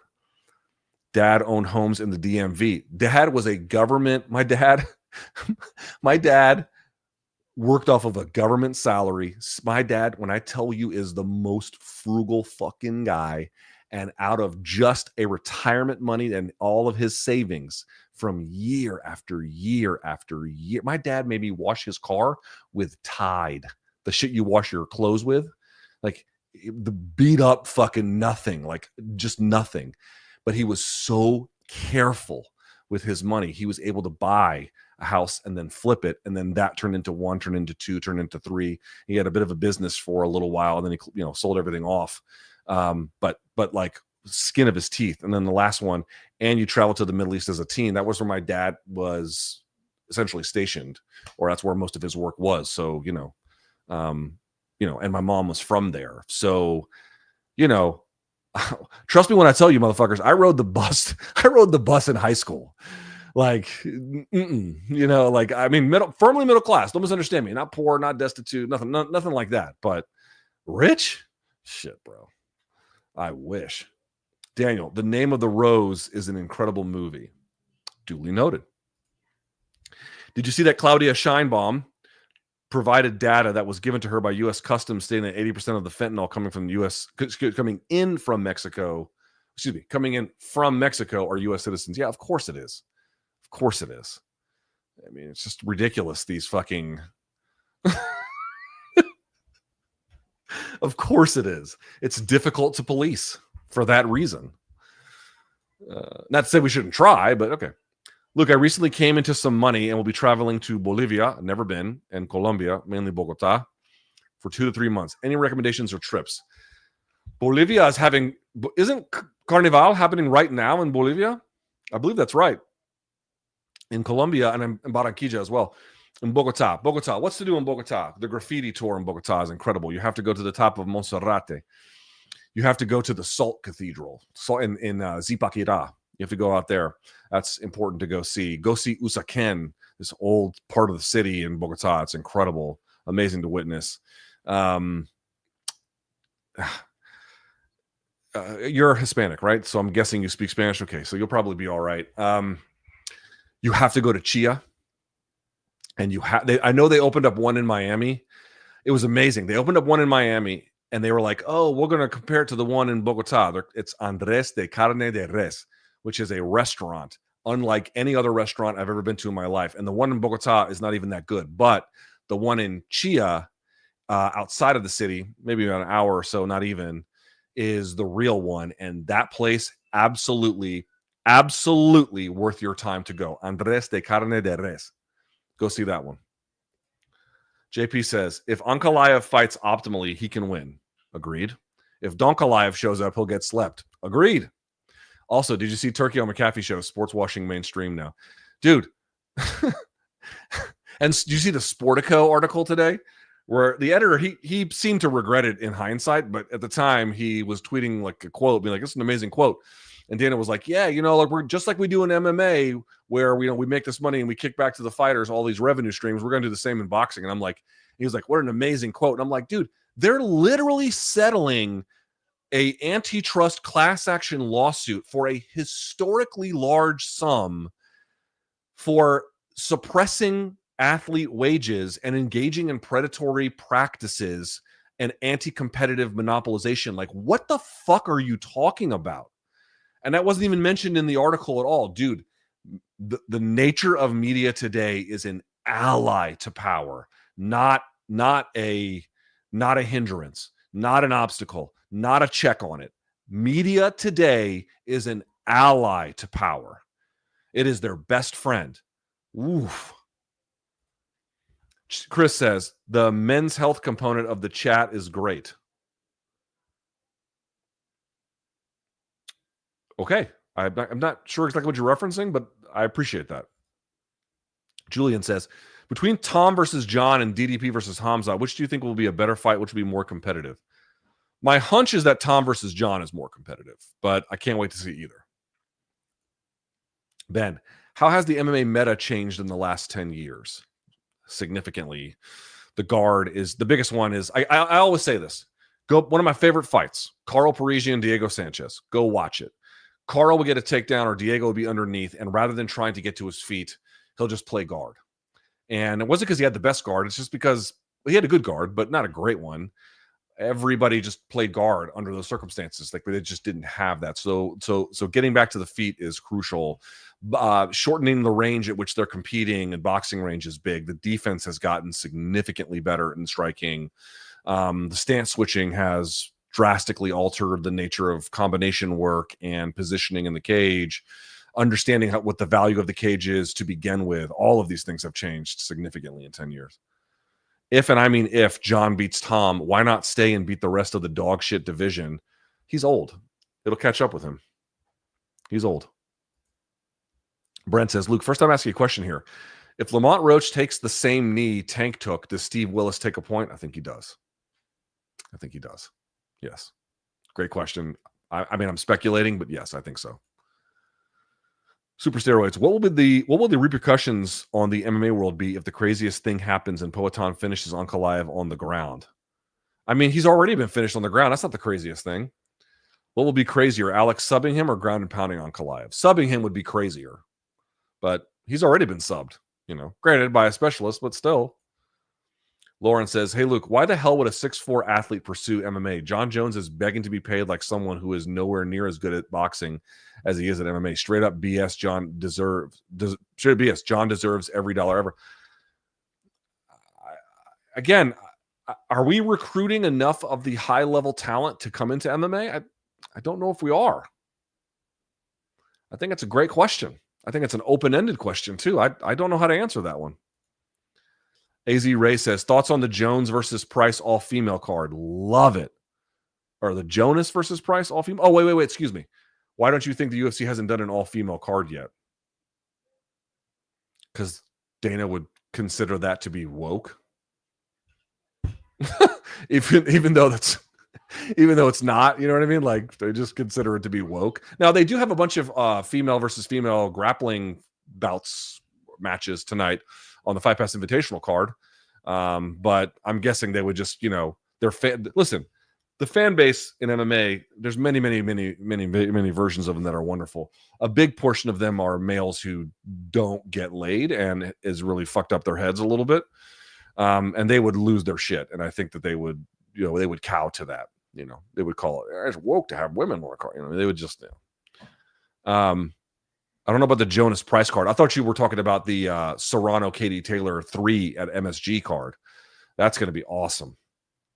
BMAC. You frequently say Gaethje stormed back, but the way he took over and won the third round was using the jab and fighting somewhat out of character. Yeah, but he was getting his ass kicked before. Yes, you're totally right. He relied. I talked about this on with Clint on Die Hard on his Die Hard podcast, Die Hard MMA podcast. He just got back to the jab. No, 100% you're right. Totally true. But he calmly asserted it after getting whooped up on for certainly the first round, big stretches of the third, and even parts of the second, and even parts of the third. So it wasn't like he stormed back like, I don't mean that. But I mean, he was able to change the momentum. For sure he did that. Devin says, Glover has the perfect meat and potatoes game to help Alex. No omoplatas, guard work, just get-ups, cage work, singles, Douglas, and Alex via KO. Totally agree. Glover is perfect for Poatan. You got limited time to get better at the foundational stuff, and let the rest take care of itself. I totally agree with that assessment. Henry says, do you think it's a matter of time before Turki gets involved with BKFC and Power Slap? No, I don't think he has much interest. I mean, maybe they'll do something with Power Slap, but BKFC, I doubt it. Unless they can bring it to the kingdom for some money. But I just don't. Maybe in like some kind of small way, but I don't think they really care. J Flo, do you think Poatan can stop the takedown and or get up if Ankalaev is smart and mixes in his wrestling? In general, no. In specific situations, yes. Appreciate you, Luke. Hope you're doing well. Thank you, J Flo. I appreciate it. I think there are ways he can mitigate it for sure.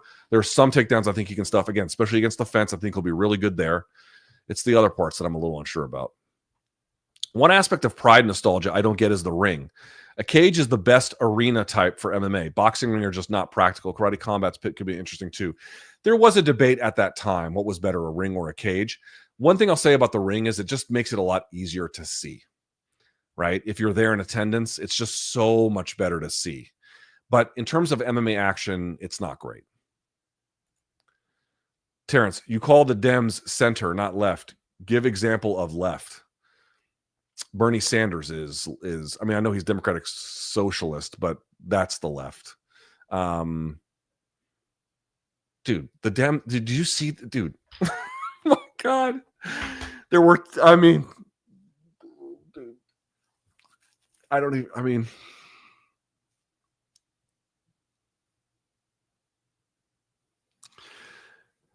if you're a right-wing person in this country, you must be elated for any number of reasons. One, like, obviously, they control the Senate, the Congress, the House, they control the presidency. They have a majority on the Supreme Court. Like, it's a great time for your worldviews generally. The right is ascendant globally. I mean, it's a great time, right? Surely, if you're right-wing, right? And I'm not, but I'm going to guess here. You must be looking at the Democratic Party and looking at just how pathetic they are. How pathetic they are. Did you guys see the Choose Your Fighter video that they put out today? Oh my God. Oh my God. Oh my God. Oh my God. Like, look at what Bernie does. Look at his dude. The fucking response from whatever her fucking name was to the State of the Union, where they're like, Reagan wouldn't have done this. Bitch, who are you talking to? Like, who is this for? Who is this for? Where we're lionizing fucking Reagan, for crying out loud. What are we talking about here? Oh my God. Contrast that with Bernie's message in particular, and then more especially this oligarchy tour where he's going and it's like getting huge crowds and like rave reviews and people really are plugged in and tuned in. Like, dude, like, he is leveraging whatever, again, they control the government, but whatever minimal tools he has to advance his worldview, right? And to make a case to the public about what he thinks is important. And he's doing it in clear, forceful, but understandable terms. I'm not asking you to agree. I'm simply saying contrast the behavior of Choose Your Fighter. I mean, this was a TikTok trend 2 years ago. What are you the fuck are you idiots doing? And then you're like, oh my God, dude. Oh my God. And again, going back to Hakeem Jeffries, what leverage do we have? Quit, you fucking coward loser bitch. Quit. Get the fuck out of here. That's the best you can do. I have no soap to wash my hands for supper. Get the fuck out of here. Leave. You. They are cowards and failures and pathetic weaklings to the bone. I wish my political adversaries were so pathetic. I wish they're not. They're quite forceful, actually. It's a completely different ball game.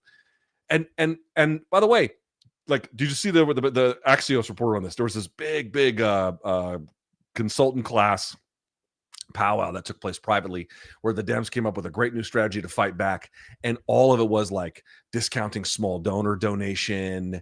It was moving to the right on a series of issues, like no forceful vision for a different way to think about anything. We're just going to do what they're doing, but diet version of it. You know what I mean? Like, and of course, you saw how that worked out for Kamala in the election. We're like, oh yeah, we're gonna get neocons on stage with us, like fucking Liz Cheney. Isn't this gonna go great for us? And of course, it was a disaster for them, a total disaster for them. This is what I mean, dude. They're pathetic. They're losers to their core. Their whole strategy is to just what they think is going to happen, not without good reason on some level, because just the history of the 2 years after the initial presidency. They're just waiting. They're just waiting for Trump and the administration to, do something to make the public sour on them, and then cash in the next set of midterm elections. That's their whole bit, to just play pussy, get fucked, and then hopefully by the time 2 years comes around, everyone in their estimation will just be so sick of the other side that they'll just pick them right up. They have no competing vision. They have no competing strategy. They have no fucking courage. They're just diet Republicans. That's it. That's all they are. And it's like, this is an alternative version of how things should be. You're going to argue for a different way in which we could approach these issues, and you're going to argue the merits of it, or you're just going to agree to the framing of your political adversaries' worldview and then just kind of slightly tweak it. Who the fuck is that for? Who the fuck is that for? Again, I'm not asking anyone to agree. I'm simply saying, dude, if you're right wing, how do you not look at the political adversaries, the major party, and fucking not laugh at these idiots? And then at the State of the Union, did you see him holding up those cards? You know, they're holding up the card, like, they're just holding up the cards, you know, like Musk, down with Musk, or, you know, no to, you know, whatever. Looked like you were doing fucking a silent auction for something. This is, and then the response was like, you know, well, Reagan would never have done this. Oh my God. Oh my God. Oh my God. Oh my God. They're pathetic. They are losers to the fucking bone. To the bone. Cowards to the bone. I would rather them put a different competing vision that they could argue for, that they would believe in. Again, something like what Bernie does, right? And then if they lose, they lose. But that's not what they do. They're diet Republicans. That's what they are. And that's why they're fucking losers. Because the right wing only wants their own party. Why the fuck do they want a diet version of it? And I don't want a diet version of it. So who is that for? Who is that for? Losers. Losers. Coward, pathetic losers. They have absolutely lost my confidence. That didn't have much to begin with. Let's be very clear about that. But to the extent I had any, they have extinguished it. They are a pathetic, gerontocratic party of do-nothing losers. And that is why they are in the state that they are in. That is why their political adversaries control everything. Because they're fucking losers. Sydney says, do you think a young lady considering joining the military should have any concerns based on their gender? Look at me very, very, very closely and carefully. Yes, is the answer. I would never let my daughter join the Marine Corps. I mean, ultimately, I cannot stop her. It is her choice. And if she really wanted to join, I would encourage her to join the officer ranks versus the enlisted. There are better ways to do that. Your gender absolutely matters to how your career will go and how you will be viewed and what could happen to you in the military. 1000%. If I were you, I would take that into strong consideration, both in terms of what branch you join and what MOS you ultimately select. Aussie says, have you ever asked for an autograph, asked for memorabilia from anyone you met? No, I've never asked for an autograph in my whole life. Please no boss. Got any movies or TV shows that you want to cross off the list this year? I've been putting together some I want to go through myself. I haven't thought about it in this way. I haven't thought about it in that way. I'm not sure how to answer that one. Tobias says, got to give it to Gervonta, 30-year-old prospect Davis. Despite being 6 inches away from dwarfism, the man is Teflon when it comes to consequences for his actions. MK all day, yeah. Luke, any current Army reservist? We use those boot blousers. Okay. They didn't when I was there. When I was in the Marine Corps, we were the only ones. But I prefer the thicker ones or tucking the bottom of my pants into my socks. So you can't do that in the Marine Corps. You cannot tuck the pants into, again, I don't know how they do it anymore, but when I was in, you couldn't do that. Memory lane is good. But glad to see. Can you believe it? I haven't seen one of these in 20 fucking years, man. Isn't that wild? So funny. I also do the drug testing for my unit. Sad how many ruin their careers. Getting put into the Army substance abuse program can be tough to get out of. Brother, I've seen it too. Marines just piss away their career smoking weed. Stupid. Terrence, do you think Trump is messing with the stock market by making it crash with these tariffs? I mean, you mean like directly? I don't think he wants the stock market to crash, but it's what's going to happen if he keeps this shit up. He calls for them and it crashes. His friends buy low. Elon, oh, you mean manipulating it so you can buy at the dip? I mean, they created a strategic crypto reserve, which serves no functional value for the United States whatsoever. Absolutely ridiculous. He has his own meme coin. His wife has his own meme coin. They've got rid of inspector generals across numerous agencies. This is the era of looting. This is the era of, and look what Musk is doing, canceling the Verizon contract for his Starlink, the FAA. This is the era of looting. So I don't know how to assess these claims with any kind of evidentiary weight, but would it surprise me? No. How does Alex's resume compare to Izzy's if he wins on Saturday? I mean, they're very different because he wasn't at middleweight for Izzy's resume is a function of dominance in a weight class. Poatan's is a function of dominance more broadly, and they're just different. Is pineapple a morally acceptable pizza topping? It's not preferred, but people act like it's blasphemy. I don't think it's blasphemy. It's not preferred. It's not the way I would order it, but if I'm at a party and that's all that's there, I'll eat it. FIFA president was on Fox 5 New York this morning considering Drake for the halftime show. Crazy we've reached this point. I saw that. Yeah, I mean, so the Americanization of the whole thing. Sean says, if you were to take the 5 best fighters from Pride, Fedor, Henderson, etc., and the 5 best fighters from Strikeforce, DC, Rockhold, who would win over the Pride? Pride. Lewis says, the day we see Francis back in the UFC is the day Ariel Helwani is doing the post-fight interviews. I mean, I hate to say it, but yeah, they'll never be back. And I suspect I'm probably in the same boat. I mean, I don't know if they care enough about me, but if they do, I'm definitely in that boat. Luke, Trump mentioned USAID for Middle East Sesame Street. If you were doing programming for them, which fighters would you have? I don't know how to answer this fucking question. I don't know how to answer that question. Matt says, is Alan W. okay?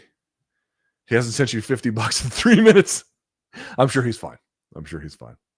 Jay Ray says, Dana's legacy in 5, 20, 50 years if he retires today. I mean, he's the most important figure in MMA history, bar none, but a very complicated one, right? I think his contributions to monopolizing 1, if not 3 combat sports, slapping will age poorly. That will be over the long expanse of time, not during my lifetime. I think during my lifetime, the glazing is going to be outrageous. VV says, Luke, some of us are on the younger side. Cut us some slack when it comes to MMA legacies. All right, fair enough. It's a good point. It's just funny questions sometimes, but you're right. I need my glasses too.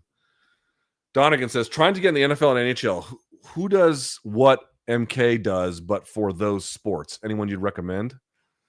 I only follow local guys. I like Mina Kimes nationally, but I don't really follow the bigger NFL trends or the NHL trends. I follow Russian Machine Never Breaks locally for the Caps. I follow Grant and Danny. I follow Ben Standig. These are just local dudes. You know what I mean? Like, I don't know how to answer that one for the National Football League broadly. Henry says, true or false? Ankalaev beats Poatan by decision. I'll say false. Canelo TKO Skull, true. Lopes submits Volk.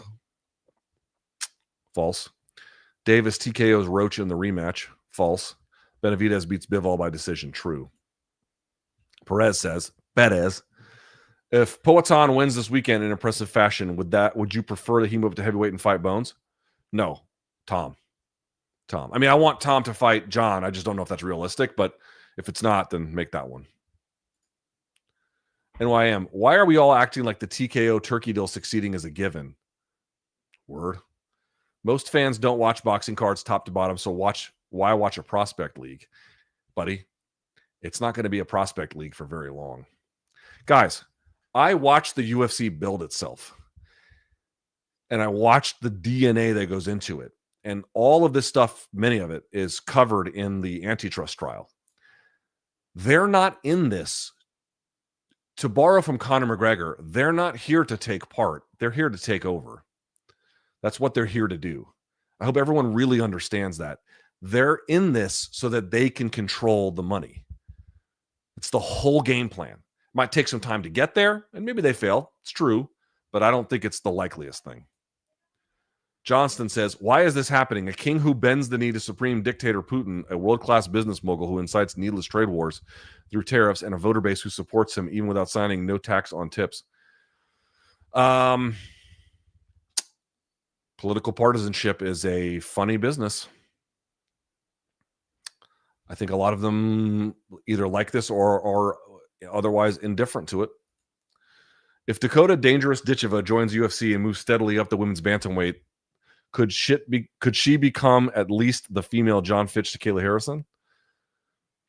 I think she might be more than that. John Fitch was, good, but limited. I think she can be more than that. Are you watching the new Daredevil series? I saw the trailer. I've not watched it yet.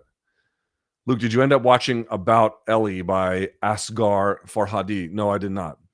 Not yet.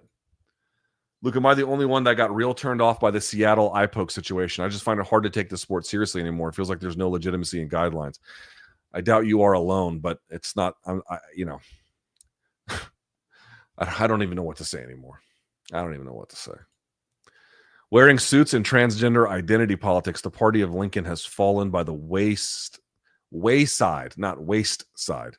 I can hear Reagan rolling in his grave. I got to tell you, I don't give a fuck about Reagan or lionizing him or otherwise honoring him. Maga Parsons, when you have lost Luke, you know you're down bad. Talk about the Dems, bro. Like, come on, dude. If you're right wing, how are you not elated? How are you not elated? You're like, look at these pathetic chumps. Holy fuck. You know, I'm looking at them every day being like, oh my God, you motherfuckers. Seriously, like, it's crazy. It's crazy.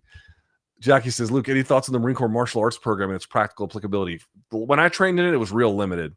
Anything you would change or add? Fellow Marine vet. Dude, Army Combatives, I hate to say it, is just a much better, bigger, more thorough program. It's good to have the Marine Corps program, but there's just not much to it. Again, from when I trained in it at McMap, like, there was that show that was on Netflix, and there was this guy who had, this black dude who like was on his bike, and then the cops pulled him over or whatever. Did y'all see this? And then they take his shit, and he wants to get it back, and it ensues. Like Don Johnson's like the sheriff or whatever. And in it, they're like, it says here he was an instructor for McMap, the Marine Corps martial arts program.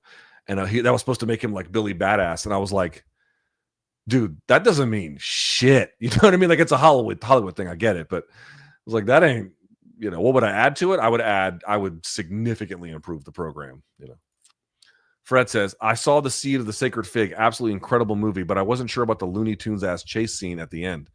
Dude, it is the end of the spiraling. It is supposed to be not comical, but it's supposed to be crazy for that very reason. It's supposed to be unhinged for that very reason.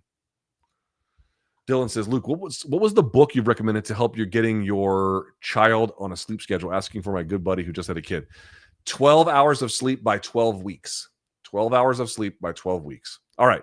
I got to get out of here.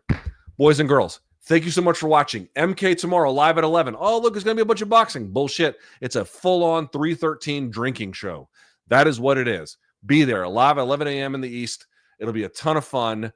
Like this video. Subscribe. You can reach me, LukeThomasNews@gmail.com. And I'll see you all tomorrow. Thank you so much for everyone who watched, liked, subscribed, and contributed on the chat. Thank you to all the members. I love you so much. Mark your calendars, March 17th. Until next time, boys and girls, stay frosty. Bye.